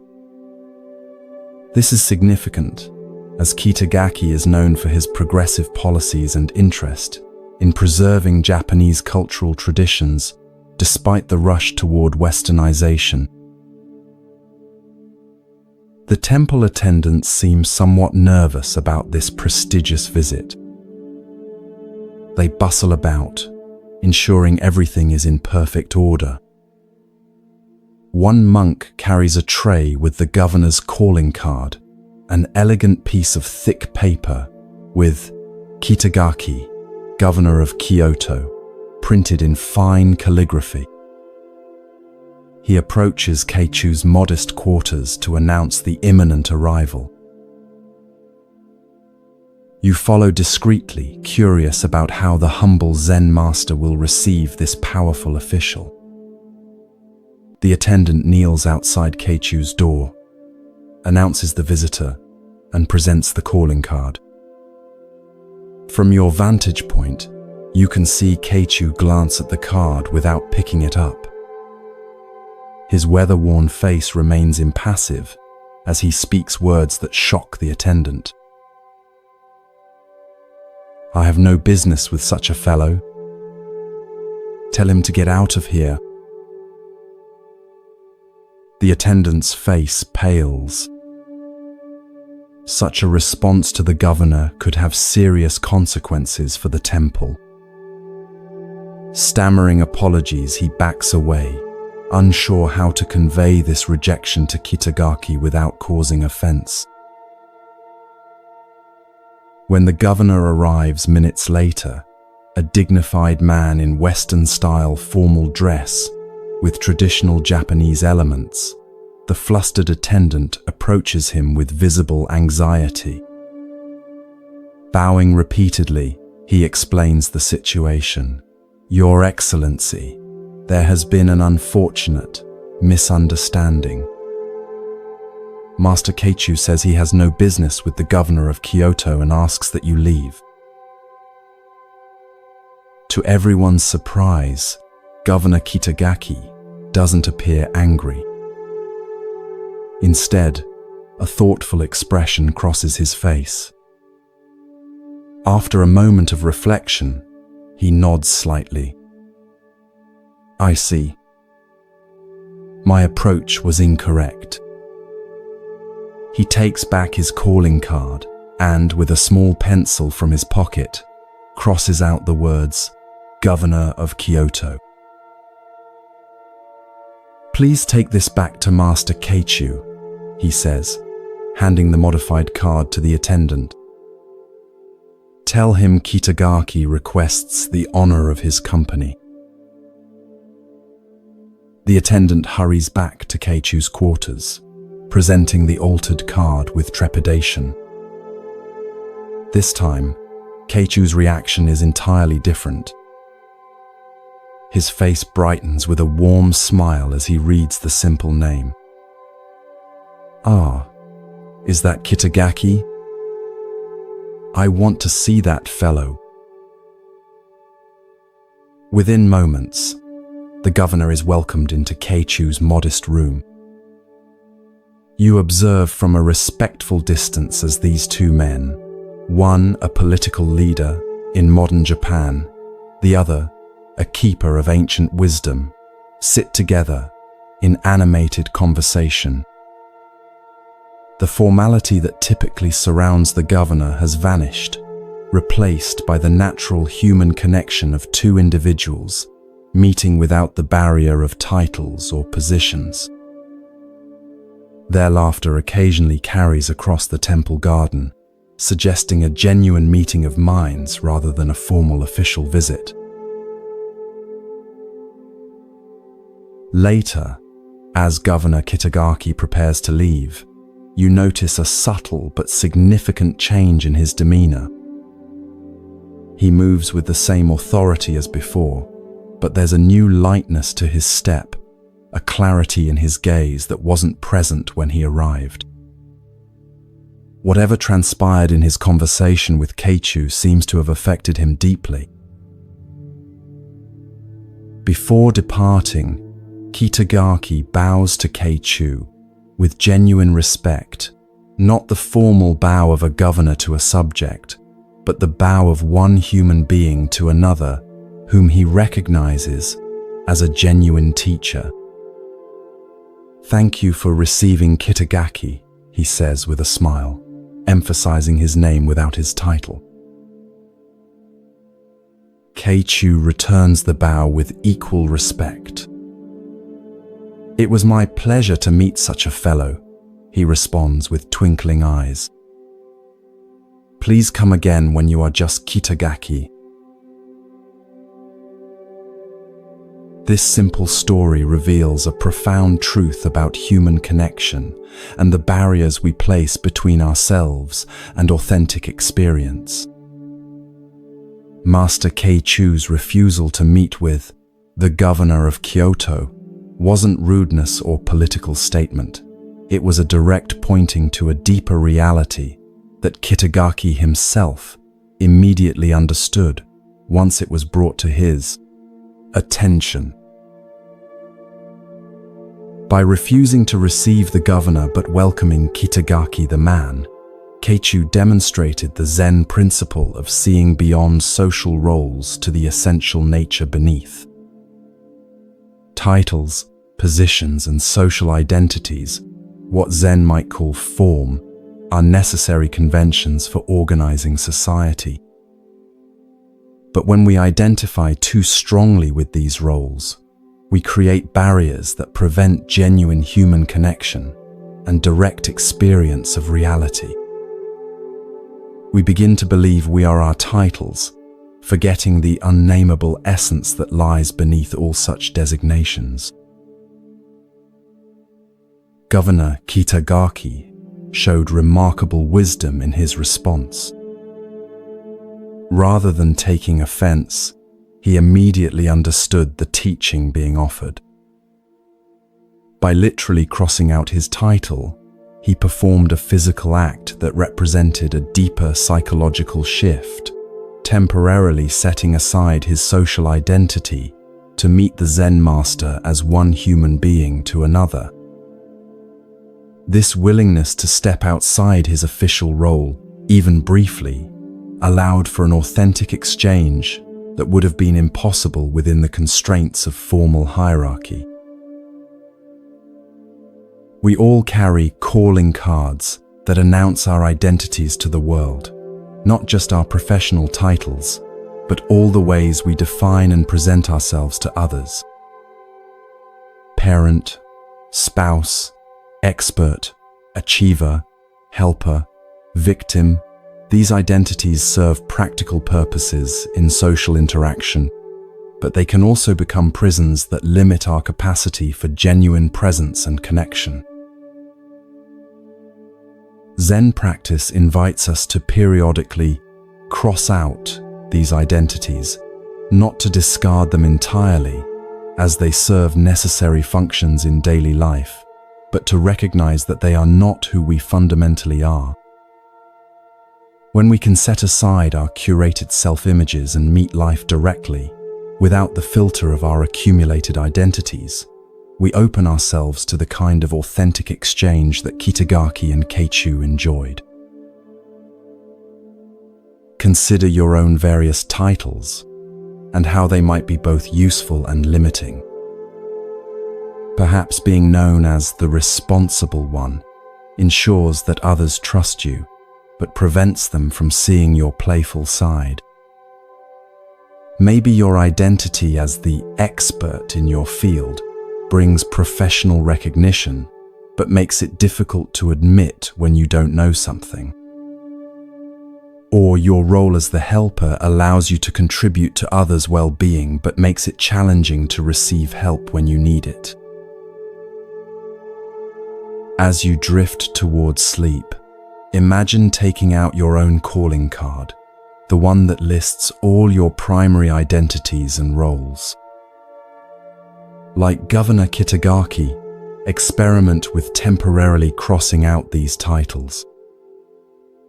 What remains when you're not defined by what you do, what you know, or how others perceive you?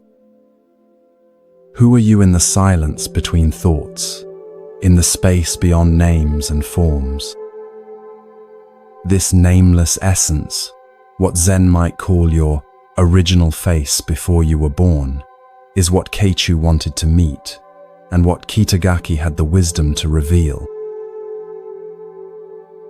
Tonight, rest as that which cannot be named or titled, the awareness that witnesses all experiences, but is itself free from all designations. Like Kitagaki setting aside his governorship to meet the Zen master directly, allow yourself to set aside your accumulated identities and rest in the simple, unadorned presence that is your most fundamental nature. From this spacious awareness, genuine connection with yourself, with others, with life itself, naturally emerges.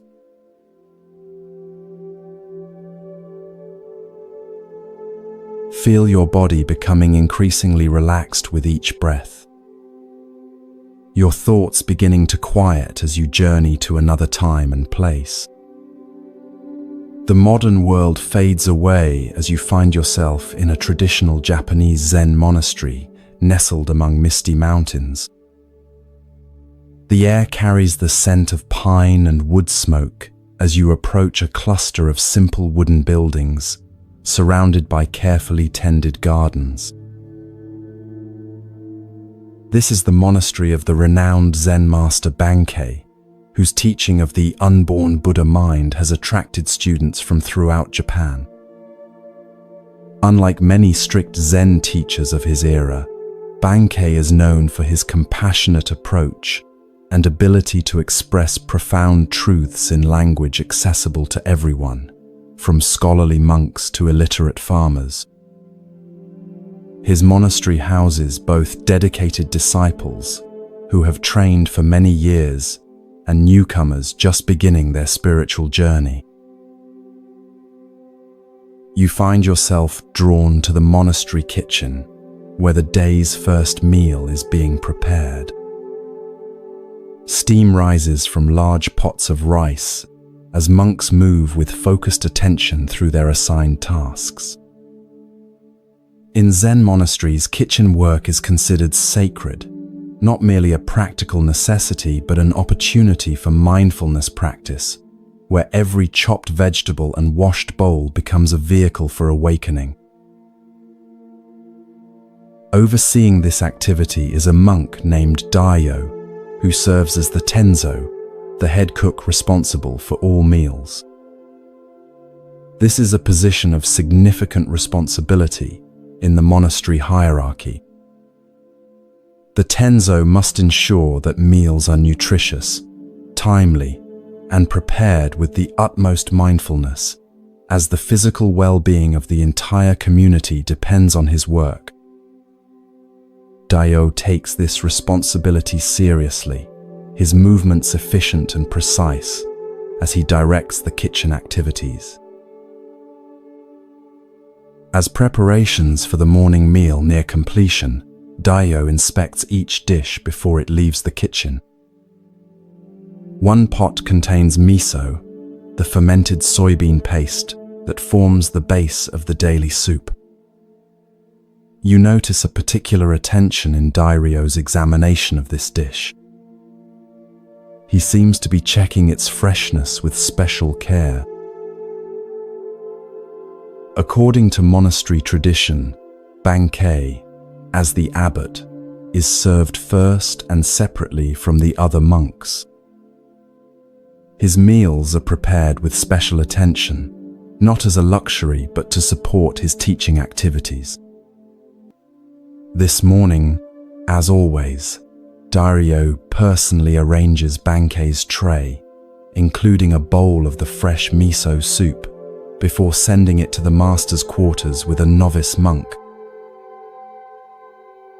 Shortly afterward, the rest of the community gathers in the meditation hall for their meal, which begins and ends with ritual chants offering gratitude for the food. Eating takes place in mindful silence, with each monk fully present to the experience of nourishment. Later that morning, you observe an unusual scene outside the kitchen. Bankei himself approaches, carrying the tray from his breakfast. His expression is serious as he asks for Dairyo. When the head cook appears, Bankei holds out a bowl that still contains some soup. In the bottom of the bowl is a small dead lizard. A ripple of tension moves through the novice monks who have gathered to watch. Such a serious oversight, serving the master food containing something impure, could result in severe consequences.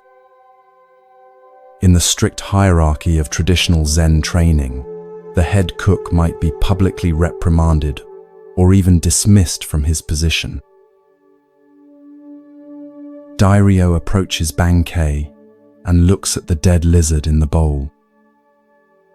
Without hesitation or defensiveness, he bows deeply. "I am sorry, Master," he says with genuine regret. Then, to everyone's astonishment, he takes the bowl from Bankei's hands, picks up the dead lizard, and eats it. He then drinks the remaining soup. A collective gasp rises from the watching novices. Eating something impure, especially something that had died in food, violates not just culinary standards, but deeper cultural and religious taboos in Japanese Buddhism. Dairyo's action seems incomprehensible. Bankei watches Dairyo with a still expression that reveals neither approval nor disapproval. After a moment of silence that seems to stretch into eternity, he simply nods once and returns to his quarters without another word. No punishment is given, no further mention made of the incident. Later that day, you overhear several novice monks discussing what they witnessed. They are trying to understand the meaning of Dairyo's shocking action and Bankei's response. One suggests that Dairyo ate the lizard out of fear of punishment. Another believes it was a demonstration of extreme asceticism. A third wonders if it was simply a desperate attempt to hide the evidence of his mistake. An elder monk who has trained under Bankei for many years overhears their speculation and joins their circle. "You have all missed the point," he says quietly. "What you witnessed was neither fear, asceticism, nor deception. Dairyo's action embodied true responsibility. When we truly take responsibility, we don't make excuses or point fingers. We eat the consequences of our actions, literally in this case." "But couldn't he have simply apologized?" asks one of the novices. The elder monk smiles. "Words are cheap. Anyone can say, 'I'm sorry,' while inwardly making excuses or blaming circumstances. Dairyo didn't just acknowledge his mistake verbally, he fully embodied his responsibility by consuming the very consequence of his oversight. There was nothing left to discuss because the matter was completely resolved in that single action." Another novice speaks up. "Is that why Master Bankei said nothing more about it?" "Exactly," replies the elder. "When someone fully owns their mistake, without any trace of excuse or evasion, what more is there to say?" Bankei recognized Dairyo's profound understanding and responded with equal clarity by allowing the matter to be completely finished. This remarkable story illuminates the Zen approach to responsibility and error. In our usual thinking, we often respond to mistakes with a complex internal process. First denial, then excuse, making, followed perhaps by reluctant admission, blame, shifting, promises of future improvement, and requests for forgiveness. This elaborate dance around error actually prevents us from fully experiencing and integrating the consequences of our actions. Dairyo demonstrates a radically different approach, what we might call eating the blame. Rather than engaging in explanation or justification, he literally consumes the evidence of his oversight. This physical act perfectly embodies the Zen principle of direct action without the intermediary of excessive thought or speech. There is a mistake. He acknowledges it. He consumes it completely. The matter is finished. Notice the profound emotional freedom in this approach.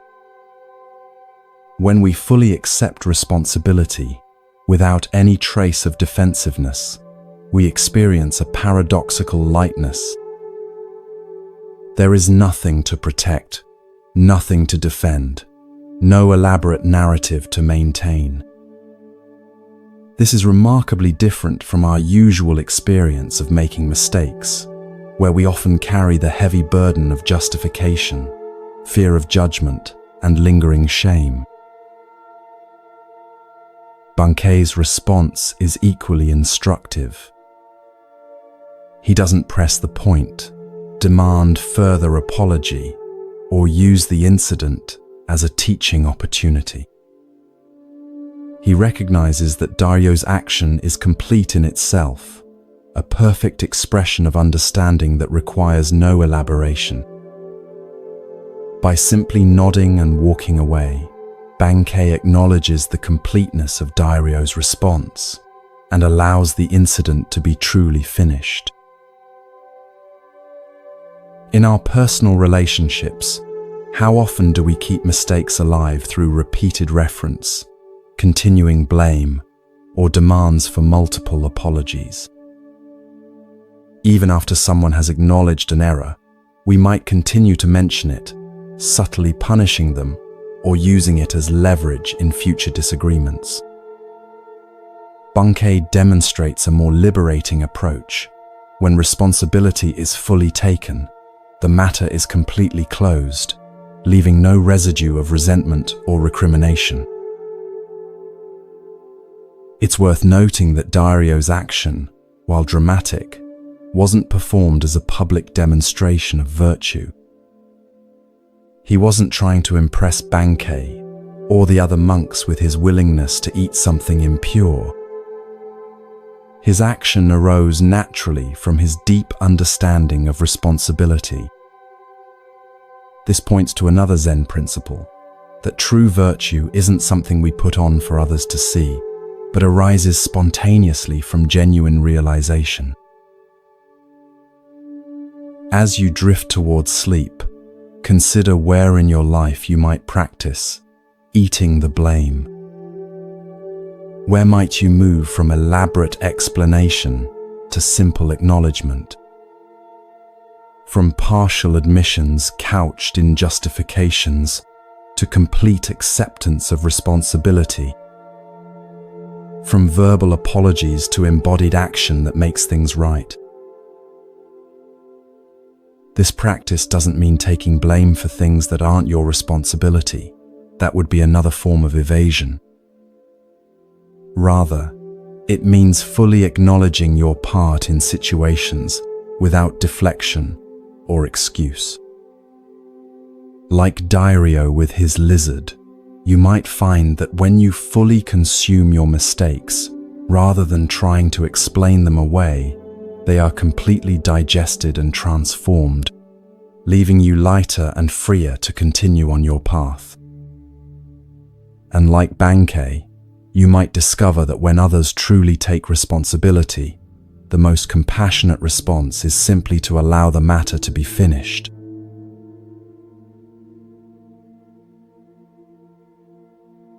Allow yourself to settle more deeply into comfort, your breath becoming slow and rhythmic.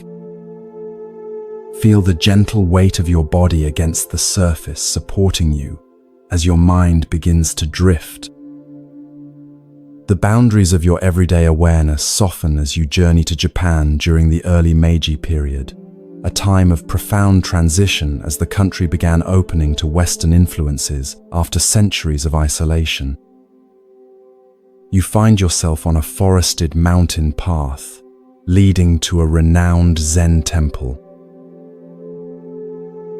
The temple belongs to Nanin, a Zen master whose piercing insight and uncompromising teaching have attracted serious students from throughout Japan. Unlike some masters who rely on dramatic methods or elaborate explanations, Nanin's approach is direct and subtle, often revealing profound truths through the simplest of gestures or observations. The temple itself reflects this quality, elegant in its simplicity, with clean lines and unadorned spaces that direct attention to the essential. As you approach the main gate, you notice a young monk sweeping the stone path with deliberate, mindful movements. This is Tenno, who has recently completed his 10-year apprenticeship under another teacher. Though technically no longer a novice, Tenno recognizes that his understanding remains incomplete. He has come to Nanin seeking further refinement of his practice and deeper insight into the nature of Zen. Tenno has already been with Nanin for several months. Each day follows a rigorous schedule of meditation, work practice, and study. You've observed that Tenno approaches these activities with admirable discipline and sincerity. His meditation posture is impeccable, his work thorough, his conduct respectful. By all conventional measures, he appears to be an exemplary Zen student.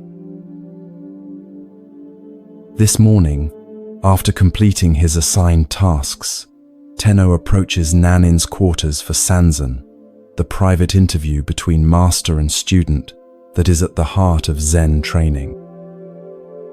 These meetings typically focus on the student's understanding of assigned koans or direct questions about their practice. You follow at a respectful distance, curious about what will transpire between them. As is customary, Tenno kneels outside Nanin's door, bows, and announces his presence with a small wooden gong. From inside, Nanin's voice invites him to enter. The master sits in simple robes on a cushion, his weathered face revealing little expression as Tenno bows and takes his place across from him. "How is your practice progressing?" Nan-in asks, his voice neither warm nor cold, but attentive. "I believe I am making steady progress, Master," Tenno responds. "I maintain mindfulness during seated meditation, walking practice, and temple work. I observe the precepts with care and study the sutras diligently." Nanin nods slightly. His next question comes unexpectedly. "And when you sleep?" Tenno hesitates, clearly caught off guard. I do not know how to practice while sleeping, Master." "Then your practice is not yet complete," Nan-in states simply. He reaches for his tea bowl, indicating that the interview is finished. Tenno bows and withdraws, his face reflecting confusion and concern. Over the following days, you notice him approaching his practice with even greater intensity, extending his meditation sessions, performing his tasks with painstaking attention, and studying late into the night. Yet when he returns for his next interview with Nanin, the exchange follows a similar pattern. "Have you learned to practice while sleeping?" Nanin asks. Tenno bows his head. "Not yet, Master. But I have increased my waking practice. I now meditate before dawn and continue until late evening." "That is commendable, Nan-in acknowledges, but your practice remains incomplete." This pattern continues for several months. Tenno exhausts himself with ever more rigorous practice during waking hours, yet Nanin's assessment remains unchanged. You begin to notice the physical toll on Tenno. His face grows gaunt, dark circles form under his eyes, and his movements, though still mindful, carry a quality of strain rather than natural presence. One day, as autumn leaves begin to fall, something shifts. Instead of intensifying his formal practice even further, Tenno appears to step back. He continues his daily activities but with a different quality, less striving, more ease. He begins to take afternoon walks in the forest. Sometimes he sits by the stream near the temple, doing nothing in particular. He even allows himself adequate rest at night, rather than pushing his body to extremes of wakefulness. When Tenno next appears for his interview with Nanin, a subtle change is evident in his demeanor. There is a natural relaxation in his posture, a clarity in his eyes that wasn't visible before. After the customary bows, Nanin again asks his question, "Have you learned to practice while sleeping?" "Master," Tenno responds with a small smile, "when I sleep, I just sleep." Nanin's face breaks into a warm smile, the first you've seen from the usually reserved master. "Now your practice is beginning to mature," he says. "When you sit, just sit. When you walk, just walk. And when you sleep, just sleep." This is the heart of Zen, to be completely present in each activity, without adding anything extra. From that day forward, Tenno's training with Nanin takes on a new dimension.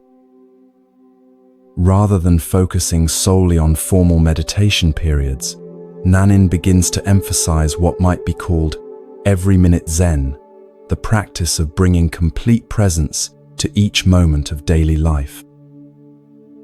Whether eating, cleaning, conversing, or resting, Tenno learns to be fully there, without division or distraction.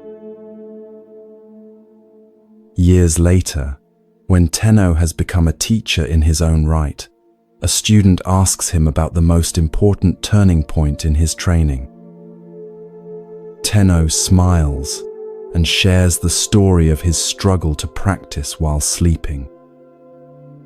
"I had been approaching Zen as something to achieve, a state to attain through effort," he explains. "What Nanin helped me realize was that authentic practice isn't about adding a special Zen quality to our activities. It's about removing the barriers to fully experiencing what is already here. When we sleep, we completely become sleep.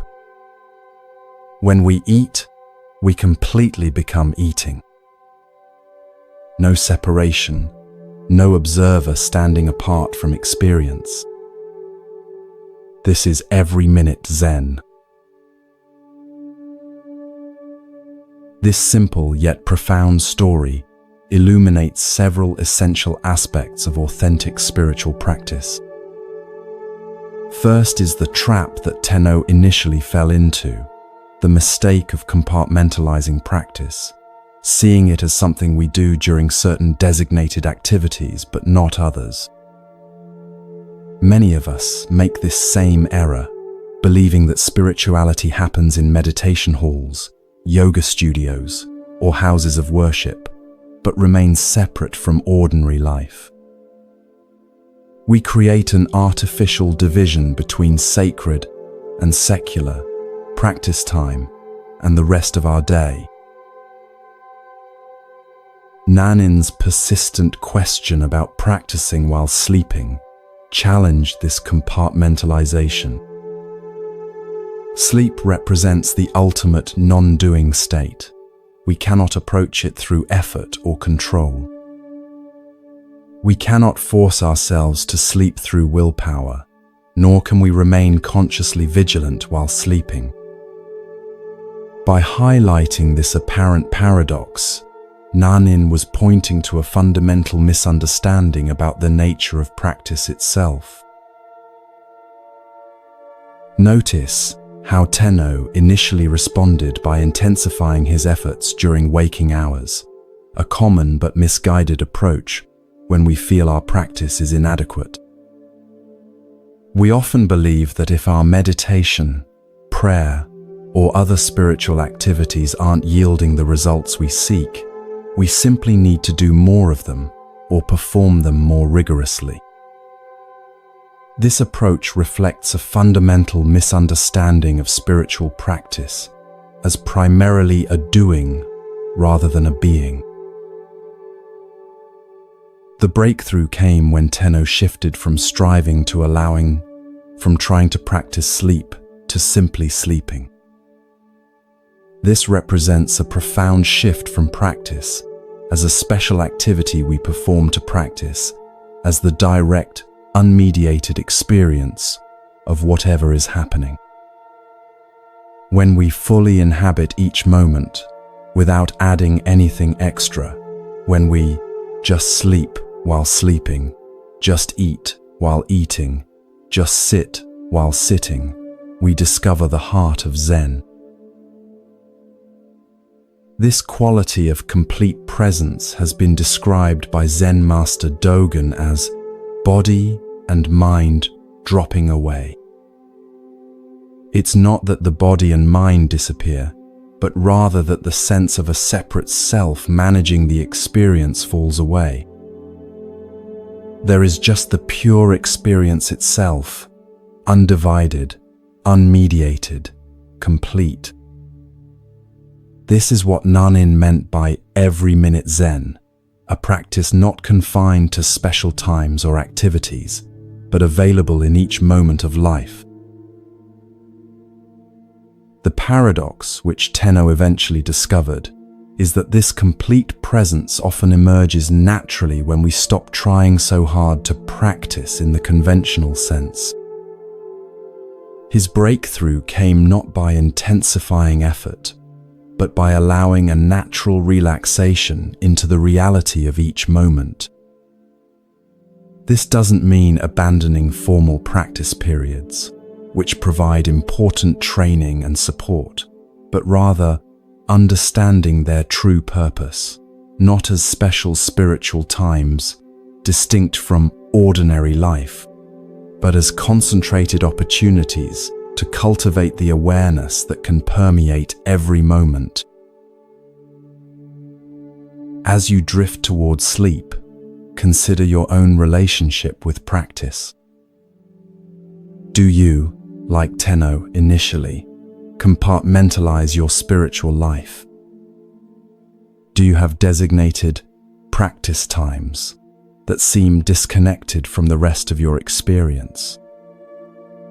Can you sense the possibility of an every-minute Zen that embraces all activities, from the sublime to the mundane, from active engagement to complete rest?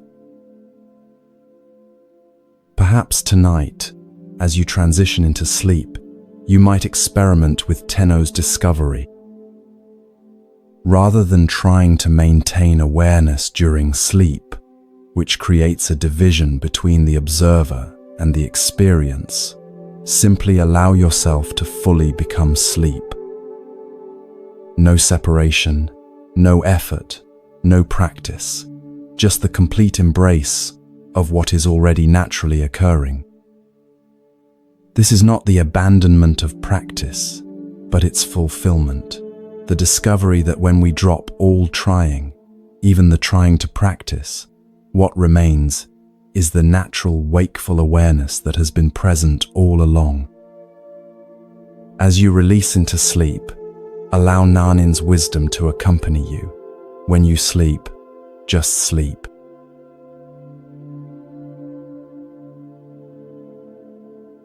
Feel your body growing heavier, your breath slower and deeper with each passing moment.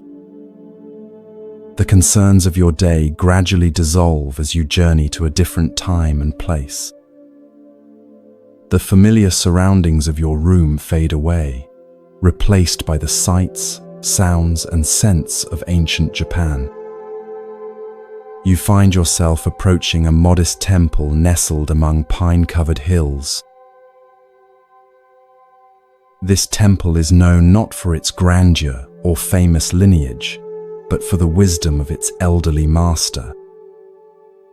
Though his name has been forgotten in historical records, his teachings live on through stories passed down through generations of students. The temple grounds are simple, but meticulously maintained. Stone pathways swept clean, gardens tended with care, buildings modest but in good repair.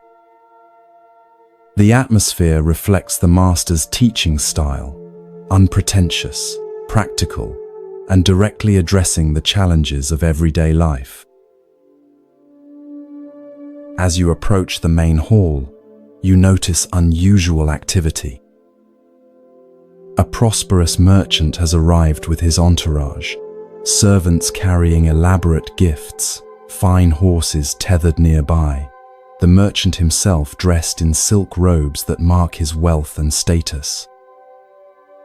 Such a visitor is uncommon at this humble temple, which typically attracts local farmers, tradespeople, and the occasional wandering monk. The merchant appears to be in his middle years, with the confident bearing of one accustomed to respect and deference.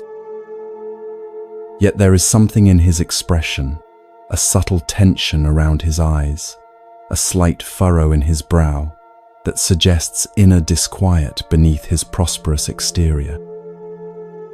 He has come seeking something that his wealth has been unable to provide. You follow at a respectful distance as the temple attendants guide the merchant to the master's quarters. The old teacher receives him simply, seated on a worn cushion in a room whose only adornments are a scroll with calligraphy and a small vase holding a single flower. The contrast between the merchant's finery and the master's plain surroundings could not be more striking. After the customary greetings and tea, the merchant explains the purpose of his visit. "Venerable Master," he begins, his voice carrying the refined accent of the capital, "I have achieved considerable success in my business enterprises. My warehouses are filled with goods, my ships sail to distant ports, and my home lacks no comfort or luxury." He pauses, his expression shifting subtly. "And yet, despite these accomplishments, I find no lasting satisfaction. A sense of emptiness persists that no acquisition seems able to fill." The master listens attentively, his weathered face revealing neither judgment nor surprise. When the merchant finishes, the old teacher asks simply, "What do you seek?" The merchant considers this question carefully. "I believe I seek peace of mind," he finally responds. "And perhaps a way to use my resources that brings genuine fulfillment rather than merely adding to my possessions." The master nods, then poses another question. "In your business dealings, what principle guides your determination of fair prices?" Caught off guard by this seemingly unrelated inquiry, the merchant nevertheless answers thoughtfully. "I consider the cost of materials, the labor involved, the rarity of the item, and what the market will bear. For unique goods, I might increase the price considerably, while common items command only a modest profit. This is the standard practice among merchants. And in your charitable giving," the master continues, "what principle determines the amount you contribute?" The merchant shifts uncomfortably. "I give, according to what seems appropriate, for a man of my position. For public projects that bring recognition, I might give substantial amounts.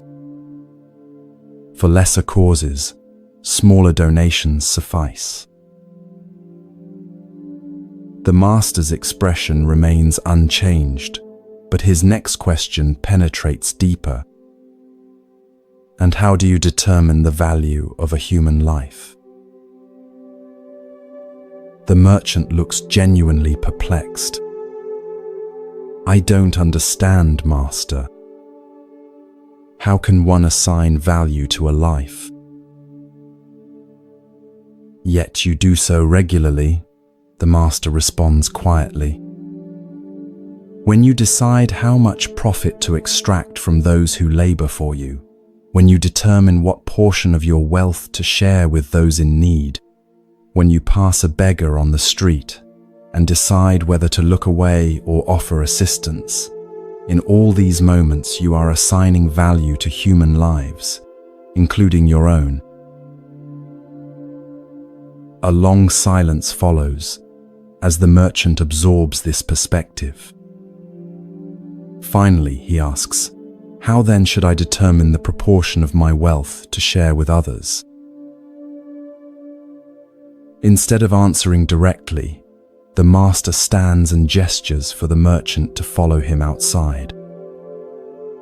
They walk to a small pond near the temple, where lilies float on the surface and koi fish swim lazily below. The master picks up a smooth stone from the path and hands it to the merchant. "Drop this into the pond," he instructs. The merchant does so, and they both watch as the stone breaks the surface, creating concentric ripples that spread outward across the entire pond. "The exact proportion," says the master, pointing to the ripples, "is this: to the extent that your actions honor the interconnectedness of all life, you will find the peace you seek. When you truly understand that your well-being and the well-being of others cannot be separated, just as these ripples cannot be contained to one part of the pond, authentic generosity naturally emerges.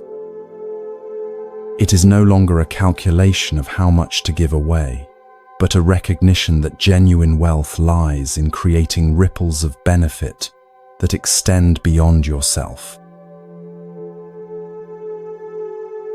The merchant stands quietly by the pond, watching as the ripples gradually subside and the water returns to stillness, reflecting the sky above.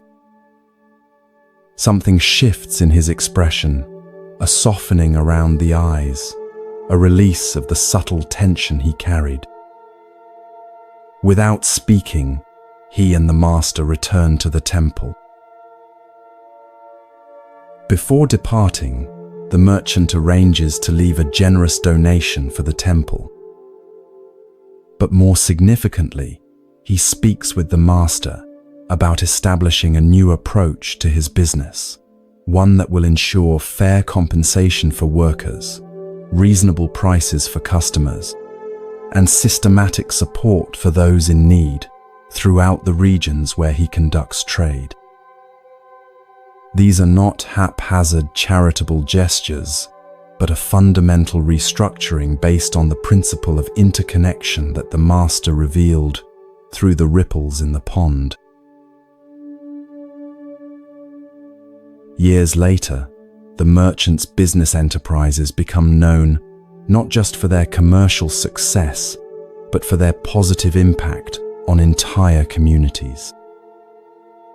The exact proportion that the master revealed has transformed not only the merchant's approach to wealth, but his experience of life itself. The emptiness that drove him to seek the master's guidance has been replaced by a sense of purpose and connection that no amount of mere acquisition could have provided. This story illuminates profound truths about our relationship with resources, generosity, and the nature of true fulfillment. At its heart is the recognition that we exist in a web of interconnection, where artificial boundaries between self and other obscure a deeper reality. The master's demonstration with the stone and pond offers a vivid metaphor for this truth. Just as ripples cannot be contained to one section of water, but naturally extend across the entire surface, our actions inevitably affect the larger whole of which we are part. The merchant's initial approach to charity, calculating appropriate amounts based on status, recognition, or social expectations, reflects how many of us think about giving. We ask, how much should I give? What's the right percentage? What's required or expected? These questions assume a fundamental separation between giver and recipient, between my resources and others' needs. They frame generosity as a transaction rather than a recognition of interconnection. The exact proportion revealed by the Master transcends these calculations. It's not a formula or percentage, but a principle. Authentic generosity flows naturally from the recognition that our well-being is inseparable from the well-being of others. When we truly understand this, giving becomes less about charity in the conventional sense and more about honoring the reality of our interdependence. We recognize that creating conditions where others can thrive ultimately enriches our own experience as well. This principle applies not just to financial resources, but to all forms of giving, our time, attention, skills, and presence. When we offer these gifts from a recognition of our interconnection rather than from obligation or expectation of return, they carry a different quality.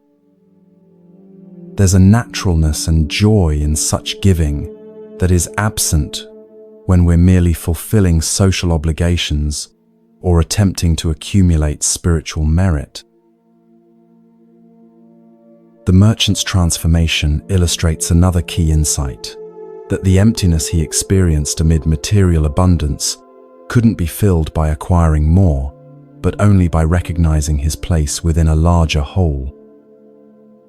This echoes a central teaching across wisdom traditions, that lasting fulfillment arises not from satisfying the self's endless desires, but from transcending exclusive identification with the separate self. As we extend our concern and care beyond our immediate interests, we paradoxically experience a deeper sense of meaning and sufficiency.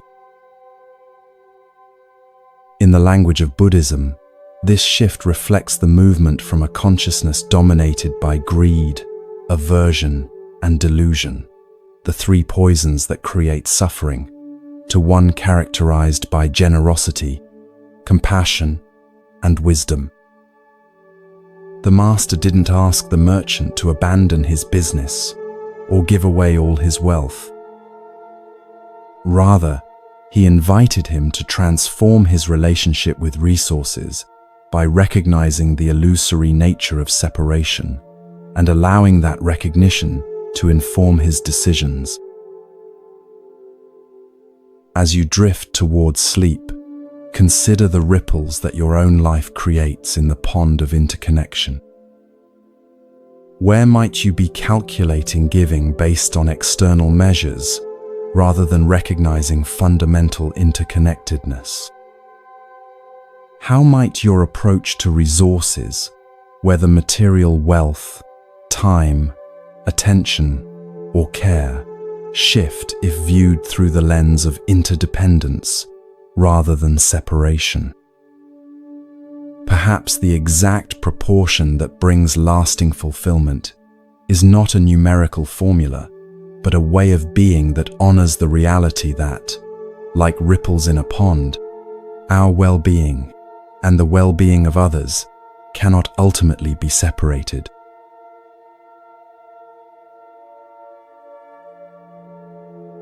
Feel yourself drifting deeper into relaxation, your body becoming comfortably heavy as your mind grows lighter. The boundaries between waking and dreaming begin to blur as you journey to feudal Japan, to a time when Zen Buddhism was flourishing throughout the country. The concerns of your day gradually dissolve as you find yourself approaching a mountain temple known for its rigorous training and the profound wisdom of its master. The temple is nestled among ancient cedars that sway gently in the mountain breeze. Stone lanterns line the path leading to its entrance, and the air carries the delicate scent of incense. Unlike the grand temples of Kyoto, this one is relatively modest, its beauty lying in its harmony with the natural surroundings rather than in elaborate ornamentation. This is a place dedicated to serious practice rather than ceremonial display. As you approach the main gate, you notice an unusual visitor arriving, a scholar dressed in the fine robes of the educated elite, accompanied by several attendants carrying scrolls and writing materials. This is clearly no ordinary pilgrim seeking simple spiritual guidance. The scholar's bearing suggests someone accustomed to academic debate and intellectual mastery, rather than the humble posture typical of those who come to study Zen. You learn from overhearing the temple monks that this visitor is a renowned philosopher and scholar who has written extensively on Buddhist doctrine. His commentaries on sutras are studied throughout the country, and his reputation for intellectual brilliance is matched only by his confidence in debate. He has come to challenge the temple's master, believing that through rigorous philosophical questioning, he can either expose limitations in the Zen approach or gain new insights to incorporate into his scholarly work. The scholar is escorted to the master's modest quarters. You follow discreetly, curious about how this encounter between intellectual prowess and Zen directness will unfold. The master, an elderly monk with a weathered face and clear eyes, receives the scholar without ceremony, inviting him to sit on a simple cushion across from his own. "I have studied Buddhist texts extensively," the scholar begins, "and have engaged in debate with masters of various schools. I find Zen's claim to transmission beyond words and letters philosophically problematic. If truth cannot be expressed in language, how can it be communicated at all? And if it can be communicated without words, why have Zen masters themselves written so many commentaries?" The master listens attentively, neither impressed nor dismissive. When the scholar finishes his opening challenge, the master asks simply, "Would you like some tea?" Somewhat taken aback by this seemingly irrelevant response, the scholar nevertheless agrees. As the master prepares the tea with mindful movements, the scholar launches into a detailed critique of Zen methodology, citing apparent contradictions between different masters' approaches and questioning the efficacy of meditation compared to intellectual analysis. The master places a cup of tea before the scholar without comment and returns to his seat. Undeterred, the scholar continues his philosophical questioning, touching on the nature of Buddha nature, the problem of dualistic thinking, and the paradoxes inherent in seeking enlightenment through practice. His arguments are well constructed and draw upon an impressive range of textual sources. Throughout this intellectual barrage, the master remains silent, neither agreeing nor disagreeing, neither defending Zen nor criticizing the scholar's approach. His face reveals neither impatience nor boredom, just present attention. As evening approaches and the light begins to fade, the scholar's questions continue unabated. A young monk brings in a lamp and, seeing that the room has grown chilly with the mountain evening, lights a fire in the small hearth. The master occasionally tends the fire with a poker, but offers no response to the scholar's increasingly frustrated attempts to elicit a definitive answer to his philosophical challenges.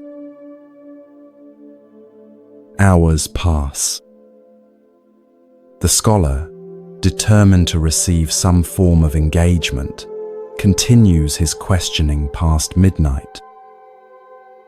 His attendants have long since retired to the quarters provided for them, but the scholar remains, his intellectual persistence matching the master's silent endurance.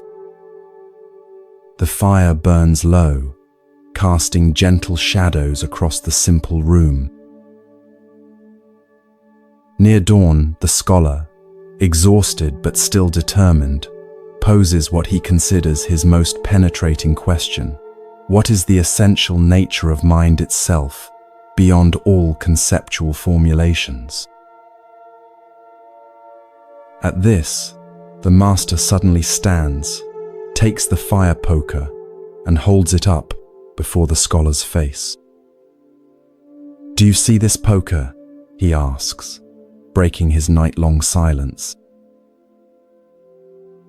"Of course I see it," replies the scholar, perplexed by this simple question after hours of sophisticated philosophical inquiry.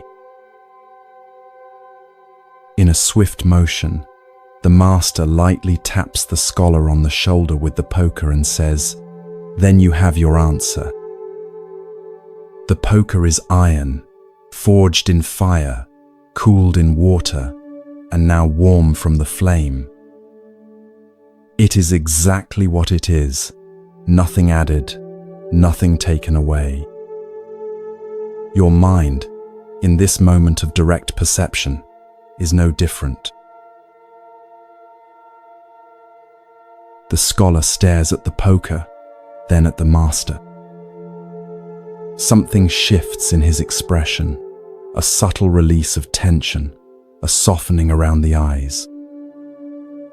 The night-long stream of conceptual thinking seems to pause, and in that space of mental quietude, a different kind of understanding begins to dawn. For perhaps the first time, he experiences the directness the master has been demonstrating through his silence. "I have been circling around what is directly before me," the scholar says quietly. Like someone dying of thirst while discussing the chemical properties of water instead of drinking from the stream at his feet. The master nods, a gentle smile crossing his face. "Your intellectual understanding is impressive," he acknowledges. But Zen points to what is prior to understanding, the direct experience that no concept can contain. The fire poker is not a metaphor or a philosophical position. It is just this poker, and your direct perception of it is just this mind. As the first light of dawn filters through the paper windows, the scholar bows deeply to the master. His demeanor has changed, less certain perhaps, but somehow more present. He remains at the temple for several weeks, setting aside his scrolls and philosophical treatises to engage in meditation and simple work alongside the other monks. When he eventually returns to his academic life, his writings reflect a new dimension, still intellectually rigorous, but now informed by an appreciation for the direct experience that lies beyond conceptual understanding. This story illuminates a fundamental aspect of Zen practice, the limitation of intellectual understanding and the power of direct experience. The scholar approaches Zen as he would any other philosophical system, assuming that its truths can be grasped through analysis, comparison, and logical deduction. His questions, while sophisticated, all operate within the realm of conceptual thinking, the realm of maps rather than territory. The master's prolonged silence is not merely a teaching technique or a refusal to engage. It is itself a demonstration of what Zen points toward, the direct presence that precedes and transcends conceptual elaboration. By neither defending Zen philosophically nor dismissing the scholar's questions, the master creates a space where something beyond intellectual exchange can potentially emerge. The fire poker becomes the perfect instrument for this teaching, an ordinary object with no special spiritual significance, yet in that moment of direct perception, revealing the nature of mind itself. When the master asks, "Do you see this poker?" he is pointing to the immediacy of perception that occurs before thought categorizes, analyzes, or evaluates. This direct seeing is what Zen means by original mind or Buddha nature, not some mystical state or philosophical concept, but the simple, ordinary awareness that is always present, yet often overlooked as we become entangled in our thoughts about reality rather than reality itself. Notice the critical role of persistence in this story. Had the scholar given up after a few hours of the master's silence, the breakthrough might never have occurred. It was precisely his exhaustion, the wearing down of his habitual intellectual approach, that created the conditions for a different kind of understanding to emerge. Sometimes, our most cherished mental habits must be exhausted before we can experience the simplicity that lies beyond them. This parallels the experience of many who practice meditation. Often, we begin with concepts about what meditation should accomplish or what enlightenment might feel like.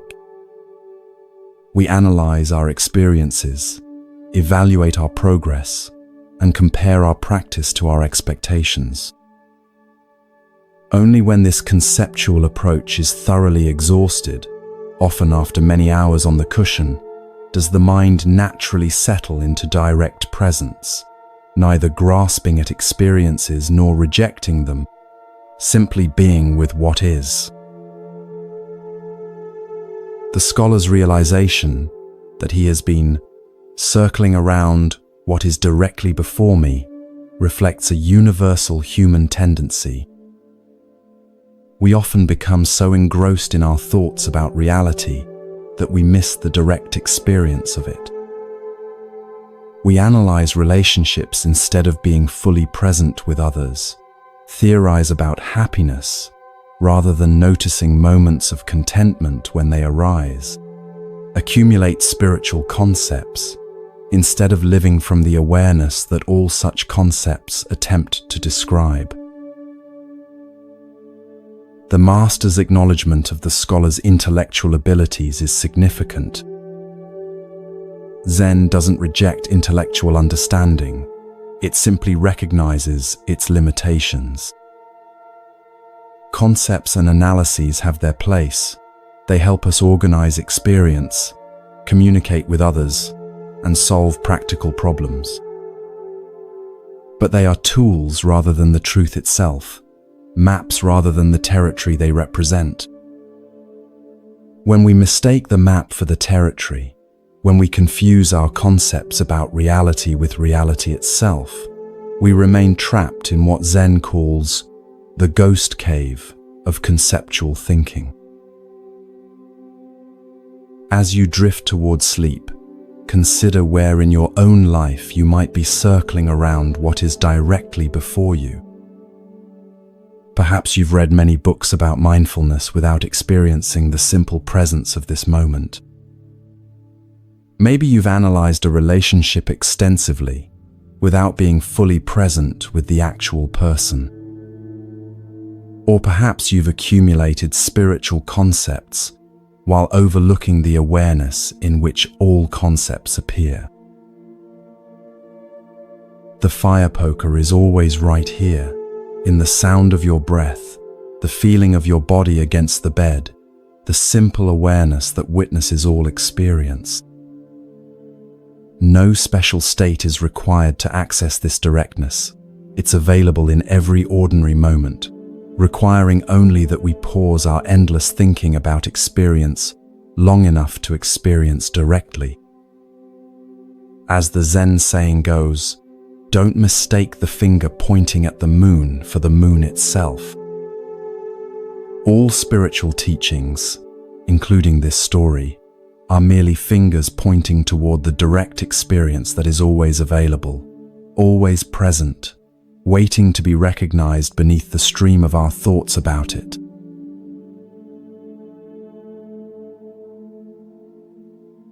Feel your body becoming heavier with each breath, sinking deeper into comfort. The sounds around you begin to fade as you journey to another time and place. Imagine yourself walking along a forest path in Japan, the ground soft beneath your feet, the air fresh with the scent of pine and moss. Bird songs echo through the trees as sunlight filters through the canopy in golden shafts. You follow the winding path until it opens onto a small clearing where a modest temple stands. This is not one of Japan's grand, ornate temples, but a simple wooden structure that seems to have grown naturally from the forest floor. A stream runs nearby, its gentle murmur creating a perfect backdrop for meditation. This is the temple of Gasan, a respected Zen teacher known for his clear wisdom and open mind.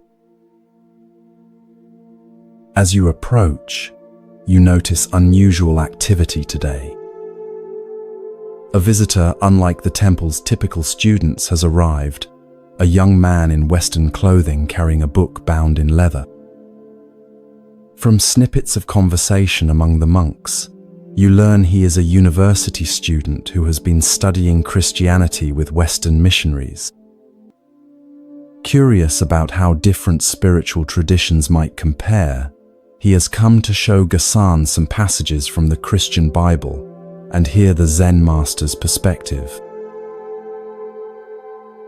You follow as the young man is led to Gasan's simple quarters.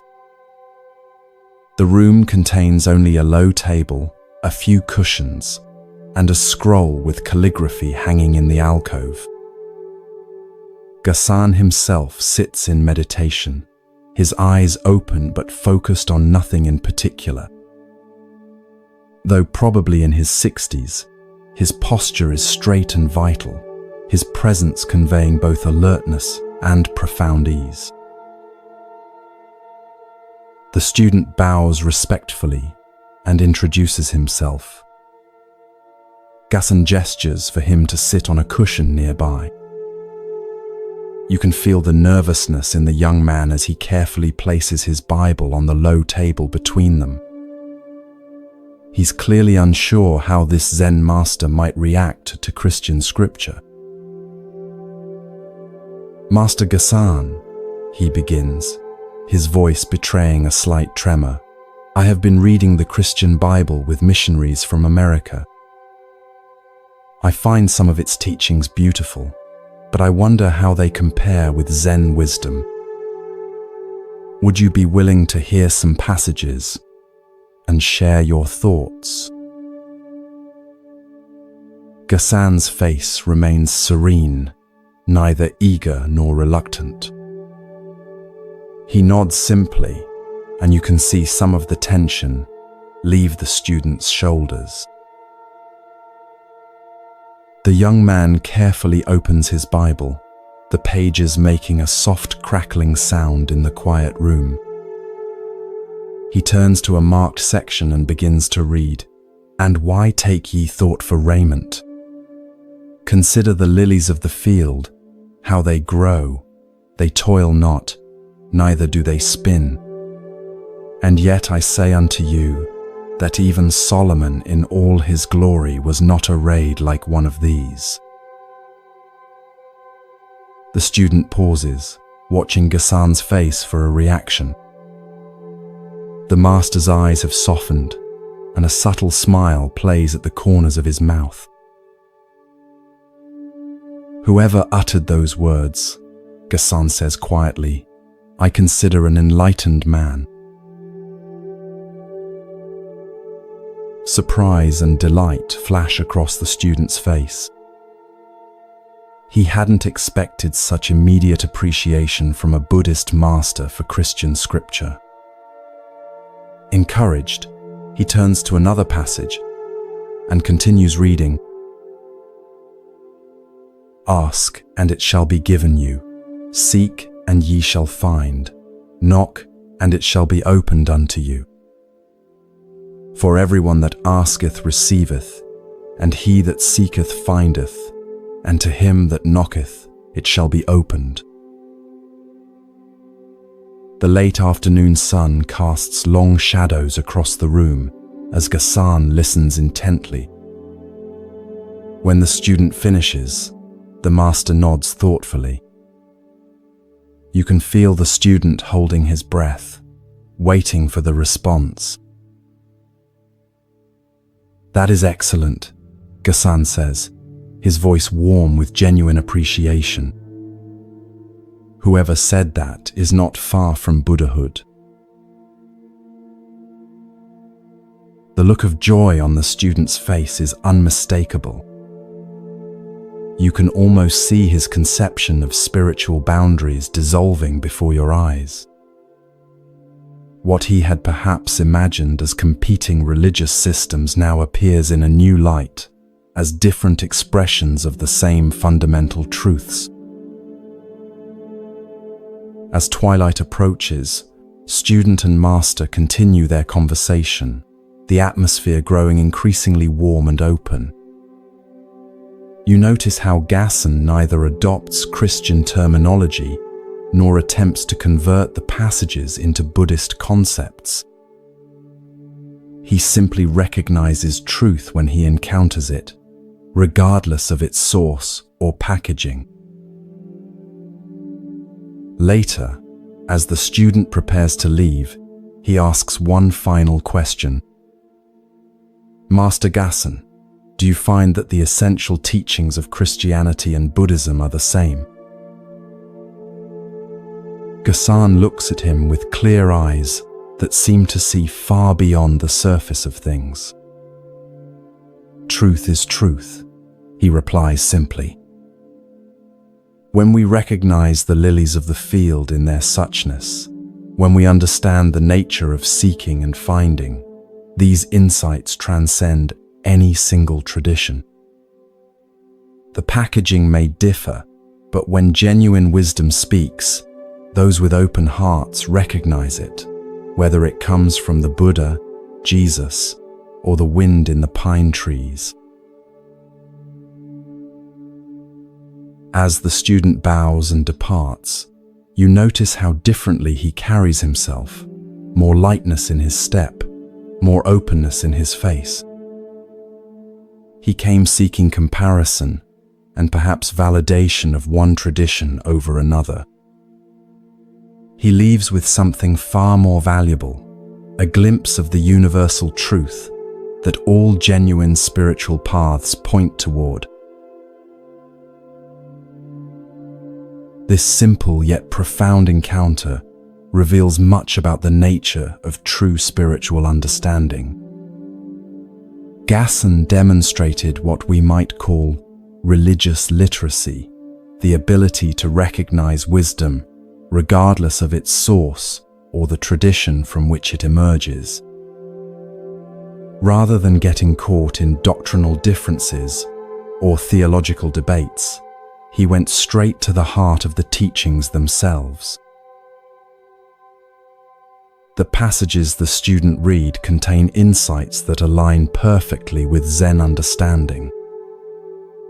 Consider the lilies of the field, points to the natural perfection that exists prior to human striving, what Zen might call our original nature, that needs no adornment or improvement.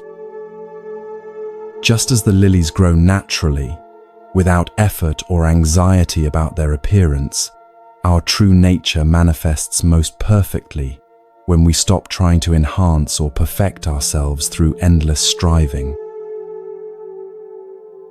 Similarly, "Seek and ye shall find" reflects the Zen understanding that our essential nature, what some traditions call Buddha nature, is always present but must be recognized through sincere inquiry. The seeking itself becomes a form of finding when approached with genuine openness. This parallels the Zen saying, "What you seek is where you stand," pointing to the immediate availability of what we often believe is distant or separate from us. Notice that Gasan didn't need to convert these teachings into Buddhist terminology or claim them for his own tradition. His response reflects a recognition that truth is not the exclusive property of any single religion or philosophy. Like water that takes the shape of whatever container holds it while remaining essentially the same, spiritual truth may be expressed through different cultural forms and language, while pointing to the same fundamental reality.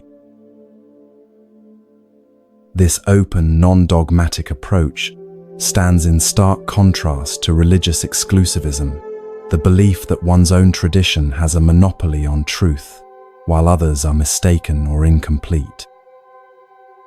Gasan demonstrates a more inclusive understanding that sees different spiritual traditions not as competitors, but as diverse expressions of human wisdom responding to the same fundamental questions: what is our true nature?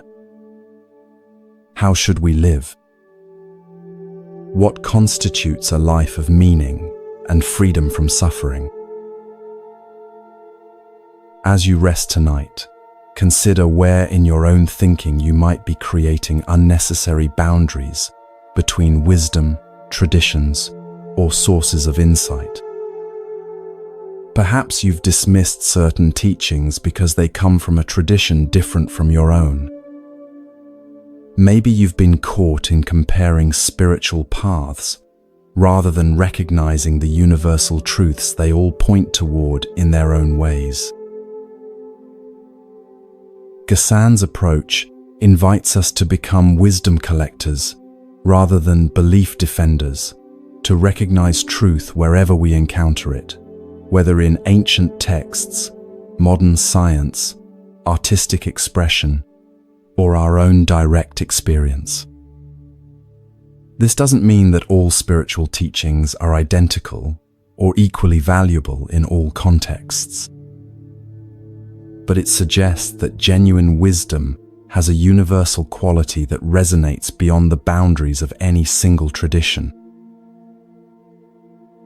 As your awareness drifts towards sleep, imagine yourself sitting in Gasan's simple room, sunlight filtering through paper windows, the sound of the stream mixing with birdsong outside.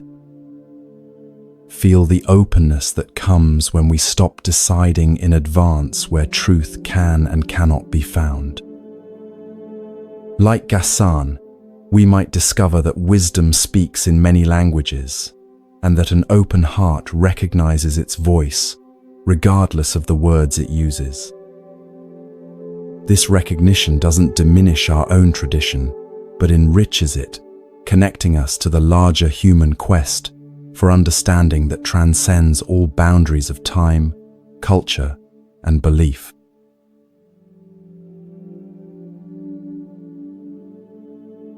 Your body feels deliciously heavy now, sinking deeper into relaxation with each breath. Behind your closed eyelids, the darkness transforms into a misty mountain landscape in ancient China. You can feel the cool, damp air against your skin and hear the distant call of birds echoing through forested valleys. Your feet carry you along a narrow path winding up a steep mountainside. After climbing for what seems like hours, you reach a small plateau where a humble hermitage stands. Built of rough-hewn timber with a thatched roof, it blends so naturally with its surroundings that you might have missed it if not for the thin wisp of smoke rising from its central fire pit. This is the dwelling of Master Gutei, a Zen teacher who left the comforts of temple life years ago to practice in solitude. Despite his preference for isolation, Gutei's reputation for wisdom has spread, and occasionally seekers brave the difficult journey to receive his teaching. Today, you're not the only visitor. Just ahead of you on the path walks a young monk, his simple robe dusty from travel, determination evident in his steady pace. As you both approach the hermitage, the door slides open. Master Gutei appears, a wiry man of middle years, with weathered skin and clear, penetrating eyes. His appearance is unremarkable. Nothing about his physical presence suggests spiritual accomplishment or special status.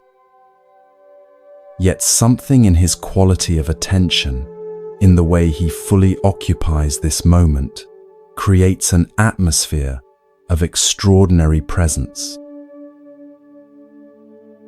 The young monk bows deeply. "Master Gutei," he says, his voice reflecting both respect and eagerness, "I have traveled far to ask you about the essential nature of Zen. What is the fundamental teaching? What is the truth that the Buddha realized under the Bodhi tree?" You watch carefully, expecting Gutei to respond with a profound statement, perhaps a quote from the sutras or a paradoxical Zen saying. Instead, something unexpected happens. Gutei slowly raises his right hand, extends his index finger, and points upward, saying nothing at all. His face remains impassive, yet somehow radiates complete conviction. The young monk appears confused. He waits for further explanation, but none comes. Gutei simply stands there, finger raised, in eloquent silence. After several moments, the monk bows again and backs away, clearly unsure what to make of this strange response. You follow the young monk as he makes his way to a small meditation hut nearby, provided for visitors who wish to stay and practice. For several days, he sits in meditation, occasionally walking in the surrounding forest. You can almost see the wheels turning in his mind as he attempts to decipher the meaning of Gutei's finger.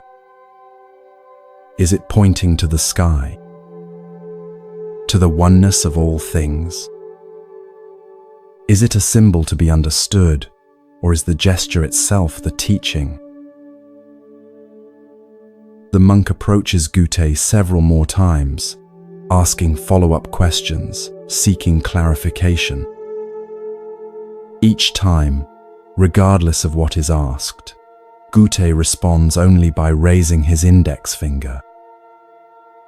Nothing more. You notice how the raised finger itself begins to take on a mysterious power, not as a conceptual explanation, but as a direct expression of something beyond words. Weeks pass.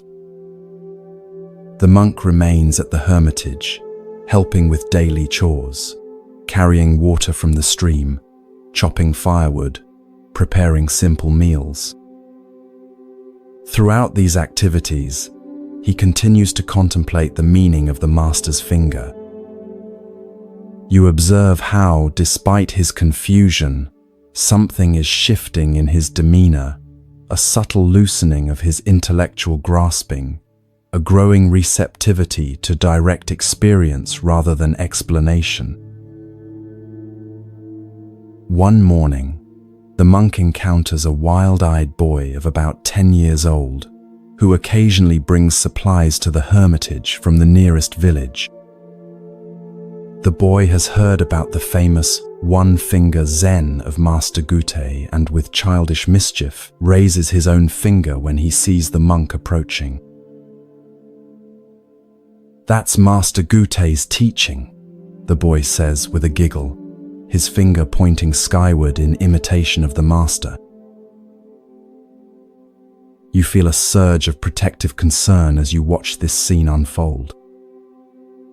The monk has been sincerely struggling with this profound teaching, and now this child seems to be making light of it. How will he respond to such apparent disrespect? To your surprise, the monk does something unexpected. He reaches out suddenly, grabs the boy's extended finger, and pulls it sharply. The boy cries out in pain, tears immediately springing to his eyes. As the boy stands there nursing his hurt finger, shock evident on his face, the monk leans in close and raises his own finger exactly as Gutei does. The boy stares at the monk's finger, then at his face, and something extraordinary happens. His expression transforms from pain to sudden understanding. Without a word being exchanged, something has been transmitted between them. The boy bows awkwardly, then scampers away down the mountain path, forever changed by the encounter. That evening, as twilight casts long shadows across the plateau, you see the monk approach Gutei's hermitage one final time. His demeanor is different now, more settled, more present. When Gutei slides open the door, the monk bows and then, with perfect timing, raises his own index finger in silent response. Gutei studies him carefully, looking deep into his eyes as if searching for something beyond the mere imitation of the gesture. Whatever he sees there must satisfy him, for his weathered face breaks into a rare smile. Master and student stand facing each other, each with one finger raised, a perfect mirror image. No words are exchanged, yet volumes are communicated in that silent moment. The next day, the monk prepares to depart. As he shoulders his small travel pack, Gutei appears to see him off. With a twinkle in his eye, the master raises his finger one last time. The monk bows deeply, turns, and begins his descent down the mountain path. You notice he doesn't look back, yet somehow carries Gutei's presence with him, not as a memory or concept, but as a living reality that has become part of his own being. Years later, the monk himself becomes a respected teacher. When students come asking about the essential nature of Zen, he simply raises his index finger, carrying forward Gutei's direct transmission. The teaching continues, not as a philosophy to be understood or a belief to be accepted, but as a living gesture pointing directly to what cannot be captured in words. This story illuminates the heart of Zen's approach to spiritual transmission, the direct pointing to truth beyond conceptual understanding. Gutei's raised finger is not a symbol to be decoded or a metaphor to be interpreted. It is itself the direct expression of what Zen calls suchness, the immediate, unfiltered reality prior to our mental categories and explanations. Notice how the young monk initially approached Gute with questions that assumed truth could be packaged in concepts. What is the fundamental teaching? What is the truth that the Buddha realized? These questions reflect our common assumption that spiritual understanding is primarily about acquiring the right ideas or beliefs. Gute's finger cuts through this assumption, offering not an explanation, but a direct pointing to reality itself. The monk's journey from confusion to understanding parallels the path many of us walk in spiritual practice. At first, we try to grasp teachings intellectually to fit them into our existing frameworks of understanding. We want explanations, systems, practices that promise specific results. Like the monk puzzling over the meaning of Gute's finger, we search for the correct interpretation that will satisfy our intellect. True understanding often arrives unexpectedly, not through accumulating more concepts, but through direct experience that bypasses conceptual thinking altogether. For the monk, this breakthrough came through his interaction with the boy, an encounter that moved him from intellectual contemplation to spontaneous, embodied action. In that moment, the finger ceased to be something to understand and became something to live. The physical sensation of your own finger is available right now as you rest. Can you feel the pulse of blood moving through it? The subtle warmth? The way it connects to your hand, your arm, your entire body? This direct, non-conceptual awareness is what Gute was pointing to, not with explanations, but with the finger itself.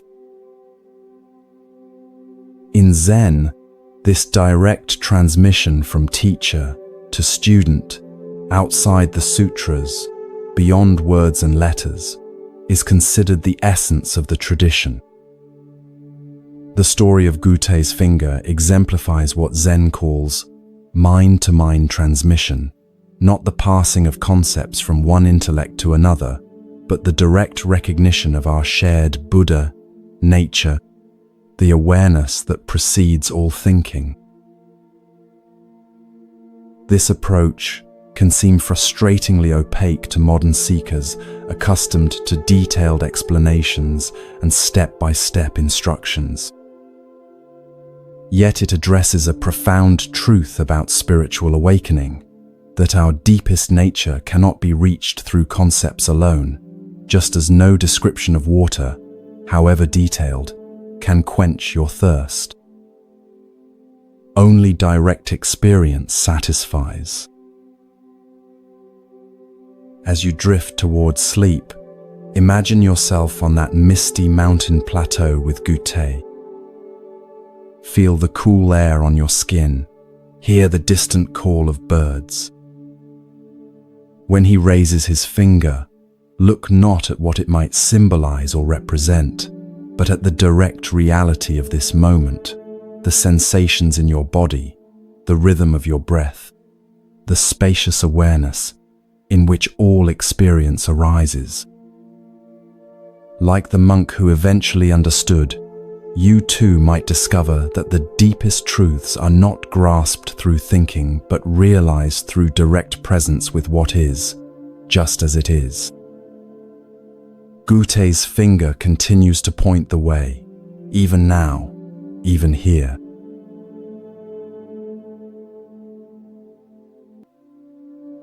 Feel your body growing heavier with each breath, your mind drifting into a state of peaceful receptivity.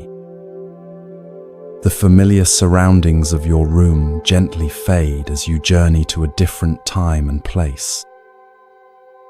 The soft darkness behind your eyelids transforms into a bustling marketplace in medieval Japan. The air fills with the mingled scents of fresh vegetables, fish, incense, and wood smoke. You find yourself standing at the edge of the market square, where vendors call out their wares and shoppers haggle over prices. Children dart between stalls, and merchants carefully count coins. It's a scene of ordinary commerce, until your attention is drawn to an extraordinary figure making his way through the crowd. Unlike the serious-faced merchants and purposeful shoppers, this man radiates an unmistakable joy. He's a portly monk with a shaved head, dressed in simple robes that have seen better days. A large cloth sack is slung over his shoulder, and his face bears the broadest, most genuine smile you've ever seen. Children flock to him, and even the harried adults seem to brighten as he passes. Who is that?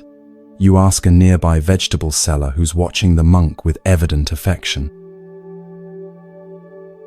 That's Hote, she replies, smiling herself now. Some call him the Happy Chinaman, though no one knows if he really came from China. He's been wandering these parts for as long as anyone can remember. You follow Hote as he makes his way through the marketplace. Unlike other monks who solemnly request alms, Hote seems to be giving rather than receiving. From his large sack, he produces small treats for the children, sweet rice cakes, tiny carved wooden animals, colorful pebbles that catch the light. Each gift is presented with a delighted laugh, as if the giving brings him more joy than the receiving could possibly bring the children. The adults, too, receive his gifts, though theirs are often less tangible.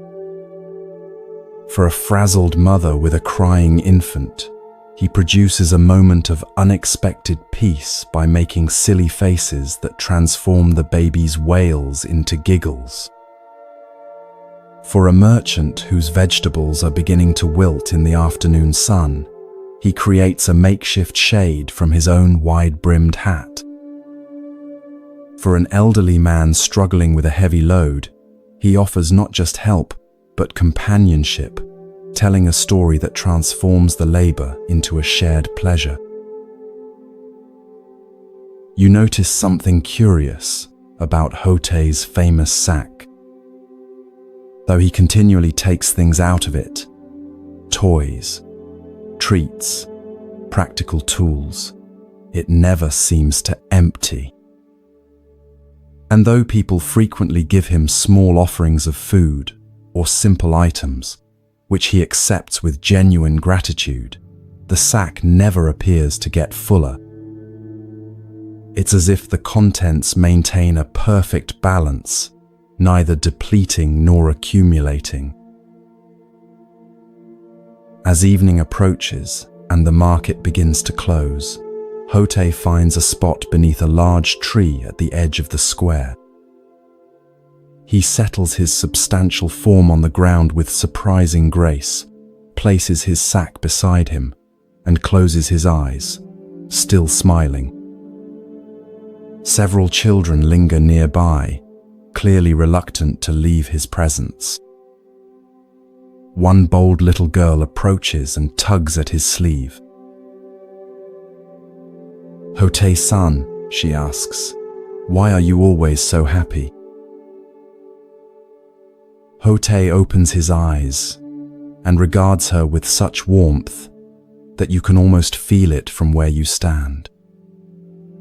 "Because there is nothing to be unhappy about," he replies, his voice rich and resonant.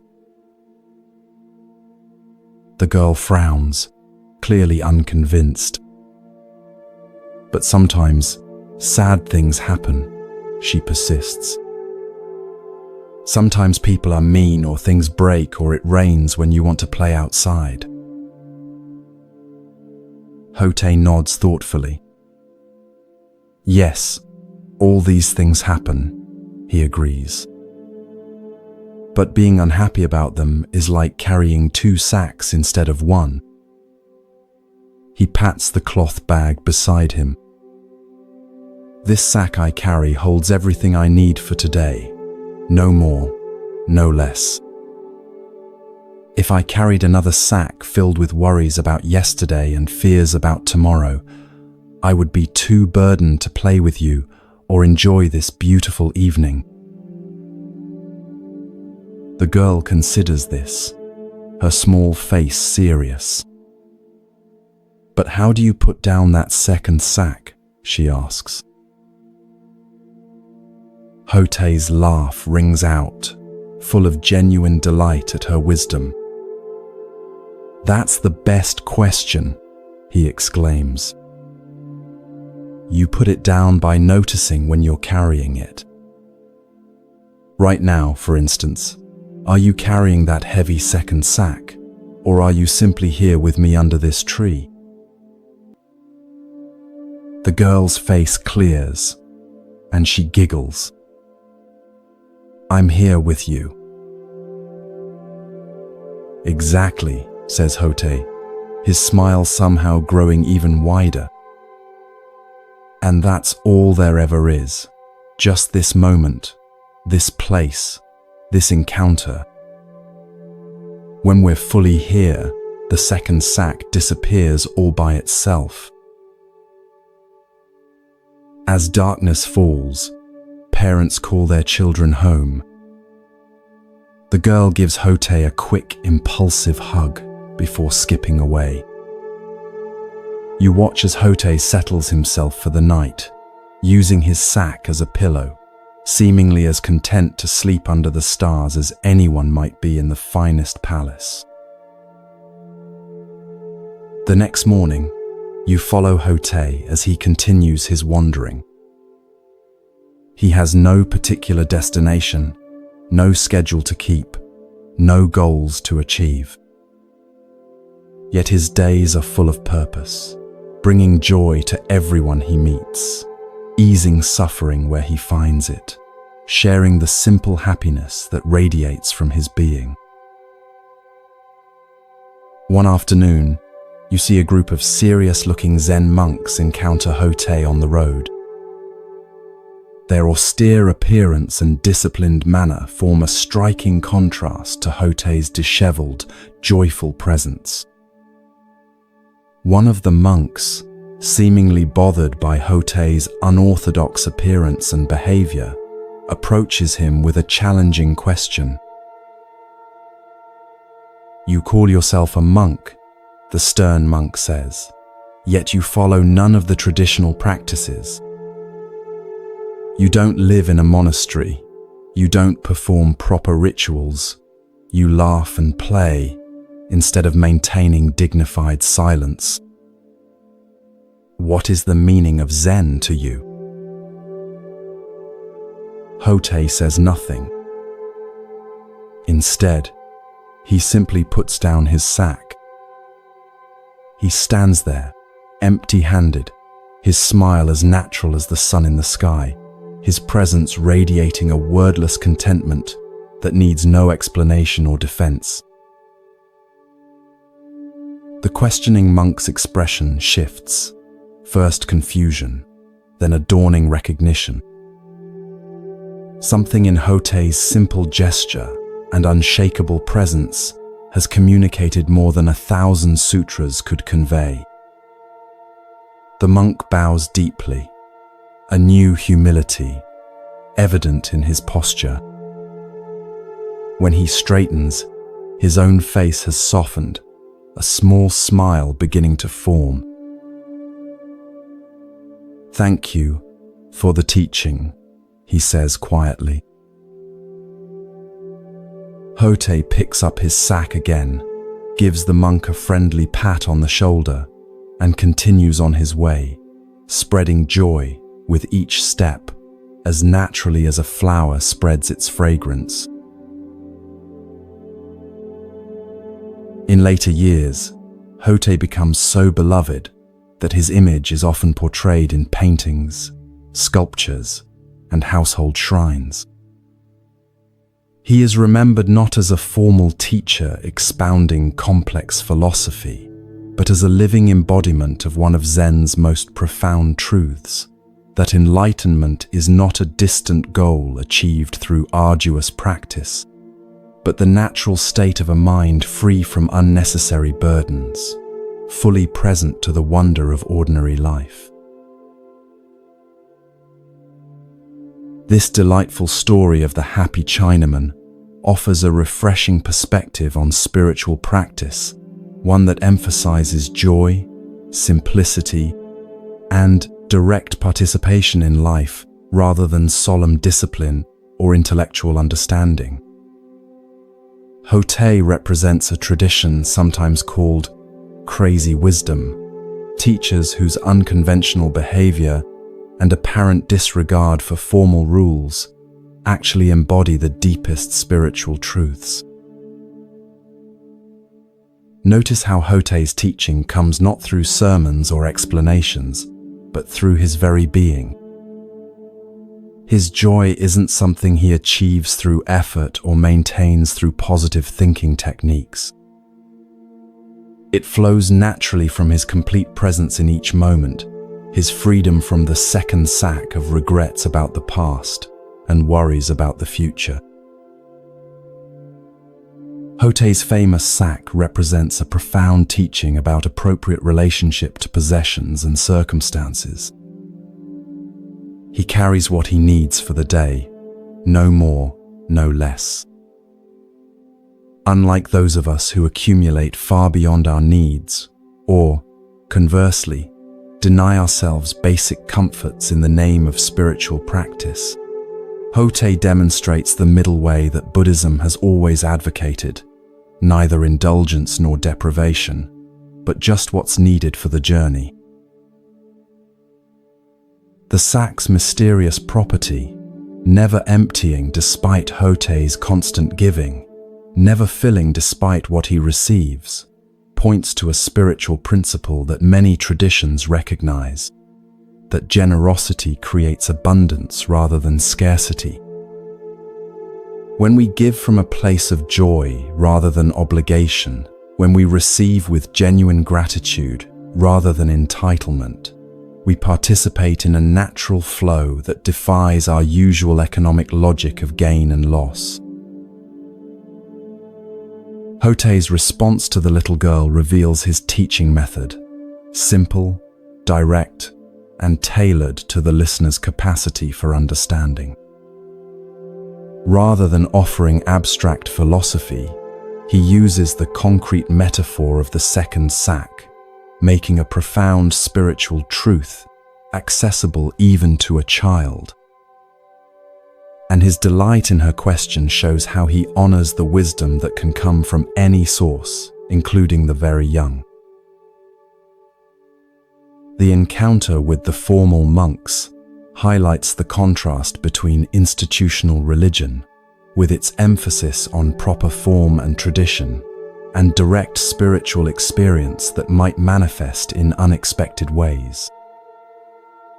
The questioning monk initially mistakes Hote's unconventional appearance and behavior for spiritual immaturity, only to discover that this seemingly simple, joyful figure has realized the very essence of what all the monastery's disciplines aim to cultivate. As you drift towards sleep, consider your own second sack, the unnecessary burdens of regret, worry, self-consciousness, or excessive planning that you might be carrying. Can you feel the weight of these mental constructions? Can you sense how they pull you away from the simple joy of being fully present in this moment? Hote's teaching offers a direct invitation: put down the second sack. Not through elaborate techniques or strenuous effort, but simply by noticing when you're carrying it and choosing to be fully here instead. In this moment of preparing for sleep, can you feel the natural contentment that arises when the mind stops its restless wandering and settles into simple presence?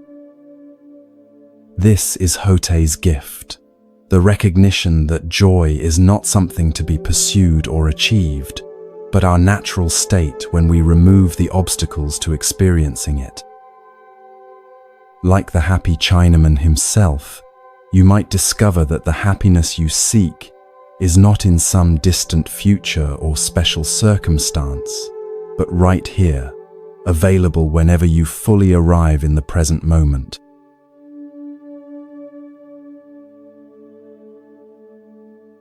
Feel your body melting into deep relaxation, each breath taking you further into tranquility. As the concerns of your day dissolve, allow your mind to journey to ancient Japan, to a time when Zen teachings were flourishing throughout the land.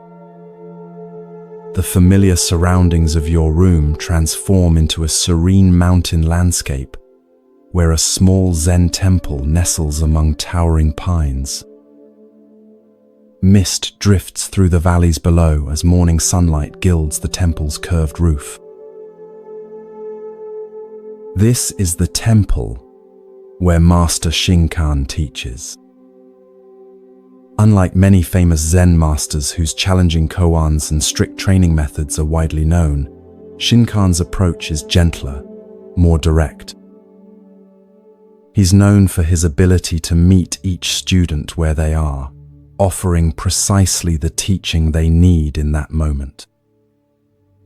His reputation for clarity and compassion has spread throughout the region, drawing seekers from many walks of life. As you approach the temple gates, you notice two very different visitors arriving ahead of you. The first is a young monk, perhaps 20 years old, his shaved head and crisp robes marking him as someone who has recently entered formal Zen training at another monastery. His posture is perfect, his movements controlled and mindful. He holds a small bundle containing, you imagine, sutras and notes from his studies. The second visitor is an elderly man, his weathered face and calloused hands suggesting a lifetime of physical labor. Though clearly well into his 50s, he moves with the easy strength of someone accustomed to daily work. His clothes are simple but clean, the garb of a farmer or tradesman rather than a religious seeker. Unlike the young monk, he carries nothing but a small cloth bundle that might contain a midday meal. Both visitors have come to seek Master Shinkan's guidance, though for different reasons. You follow them into the temple courtyard, curious about how the master will respond to their questions. The young monk is received first, shown to the master's modest quarters by an attending student. Through open screens, you can see Shinkan seated on a simple cushion. Though probably in his 60s, he sits straight as a pine tree, his face reflecting both the strength forged through decades of practice and the gentleness that comes from deep understanding. The young monk bows formally before taking his place opposite the master. Venerable teacher, the young monk begins, his voice carrying the slight nervousness of one addressing a renowned master. I have studied the Tendai school of meditation for 6 years before beginning Zen practice. I have memorized many sutras and mastered several forms of meditation. But there is one teaching from the Tendai school that continues to perplex me. Shinkan nods encouragingly, his eyes attentive. The Tendai texts claim that even grass and trees will become enlightened. The monk continues.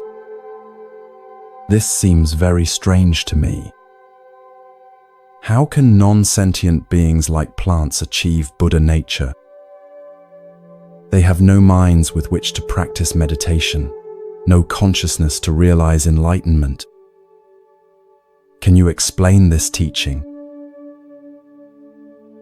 You watch as a subtle smile crosses Shinkan's face, not mocking but gently amused, as if the young monk has inadvertently revealed something significant through his question.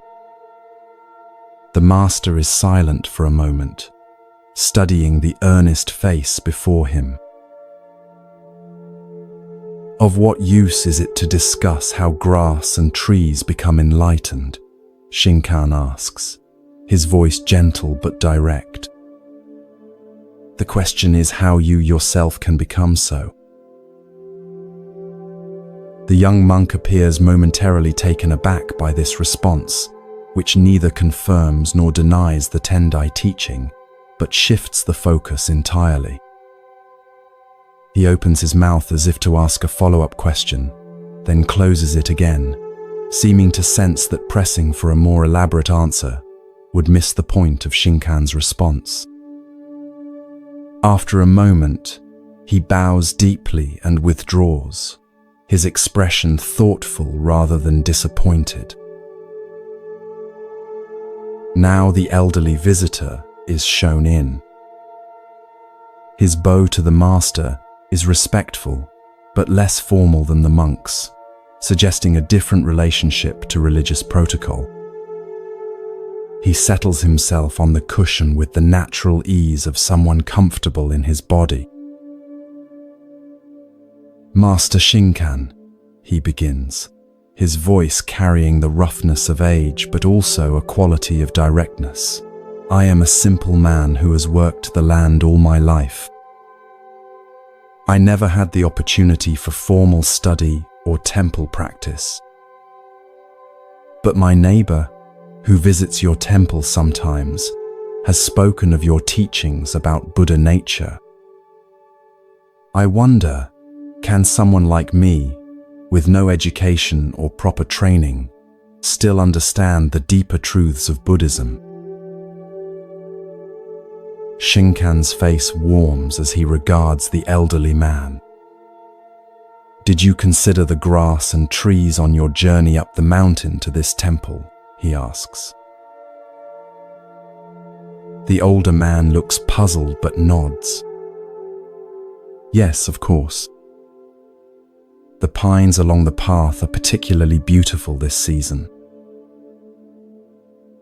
And did they bow to you as you passed?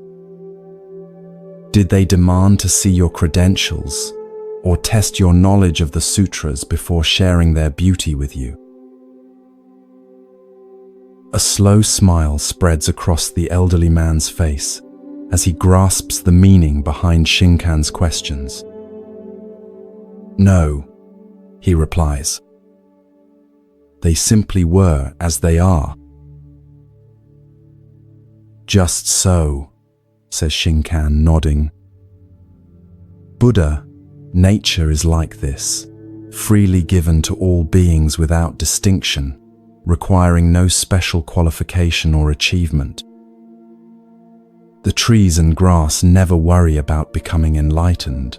They simply express their nature fully. Perhaps they have something to teach us about the direct path. The elderly man's eyes shine with understanding.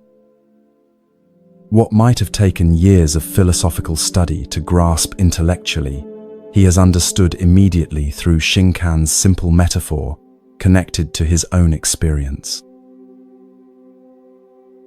As the older man leaves, you notice the young monk waiting in the courtyard, still contemplating Shinkan's response to his question. Seeing the elderly visitor's peaceful expression, the monk approaches him. Pardon me, the young monk says, but I couldn't help noticing your meeting with Master Shinkan. May I ask what teaching he shared with you? The elderly man smiles. "He helped me understand how grass and trees become enlightened," he replies simply, then continues on his way down the mountain path, leaving the young monk staring after him in astonishment. This elegant story illuminates several profound aspects of Zen wisdom and teaching. At its heart is the contrast between intellectual understanding and direct realization, a distinction that lies at the core of Zen practice. The young monk, with his years of formal study and memorization of sutras, approaches spiritual practice primarily through concepts and theories. His question about grass and trees becoming enlightened reflects this conceptual orientation. He's trying to fit a puzzling teaching into his intellectual framework. Shinkan's response: "Of what use is it to discuss how grass and trees become enlightened?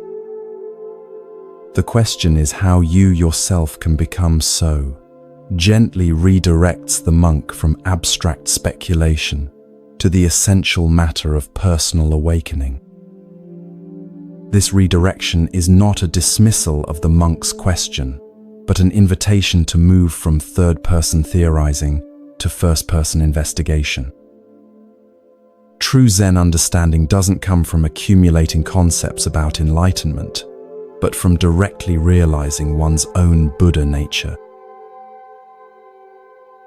Notice how differently Shinkan approaches the elderly visitor, whose question comes not from academic interest, but from genuine concern about his own spiritual possibility.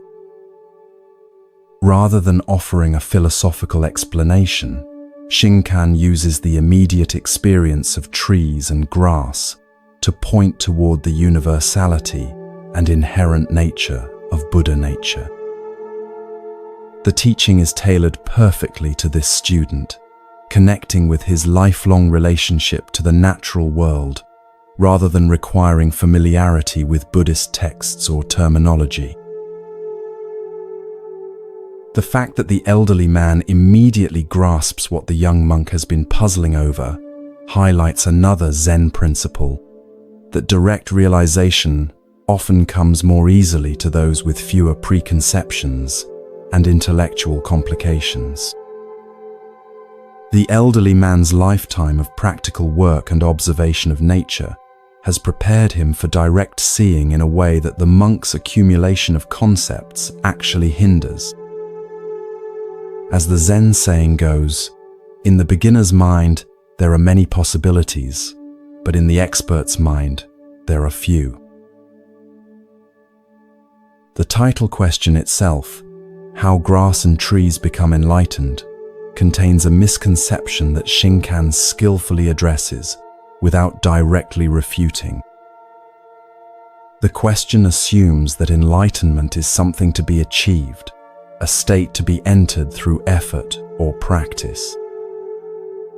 But from the Zen perspective, Buddha nature is not something acquired but recognized. It is the inherent nature of all beings, including plants. Grass and trees don't become enlightened. They already express their Buddha nature perfectly through simply being what they are, without self-consciousness or striving. This points to a fundamental teaching about our own practice, that awakening is not primarily about adding something new, but about recognizing what has been present all along.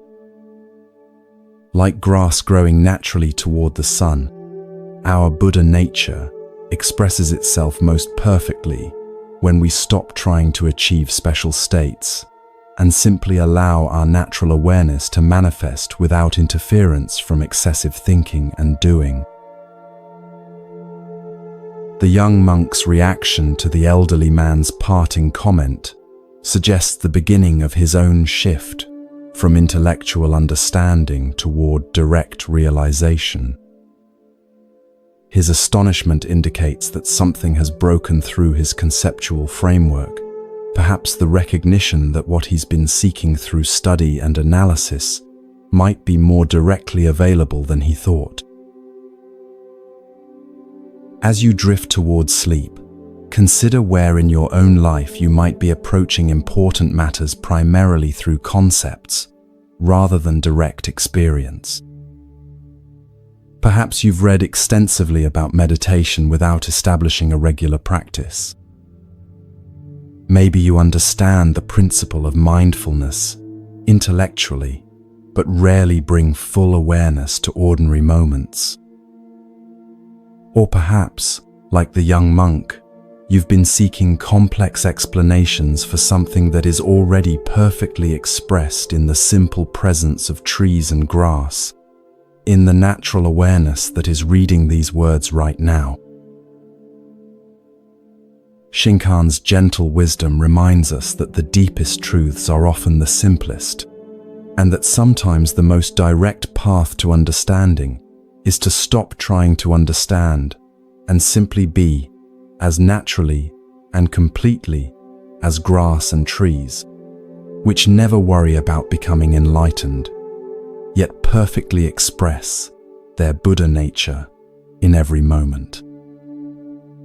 As your awareness merges with sleep, allow yourself to rest in this natural presence that requires no achievement, no special state, no complex philosophy, just the simple recognition of what has been here all along.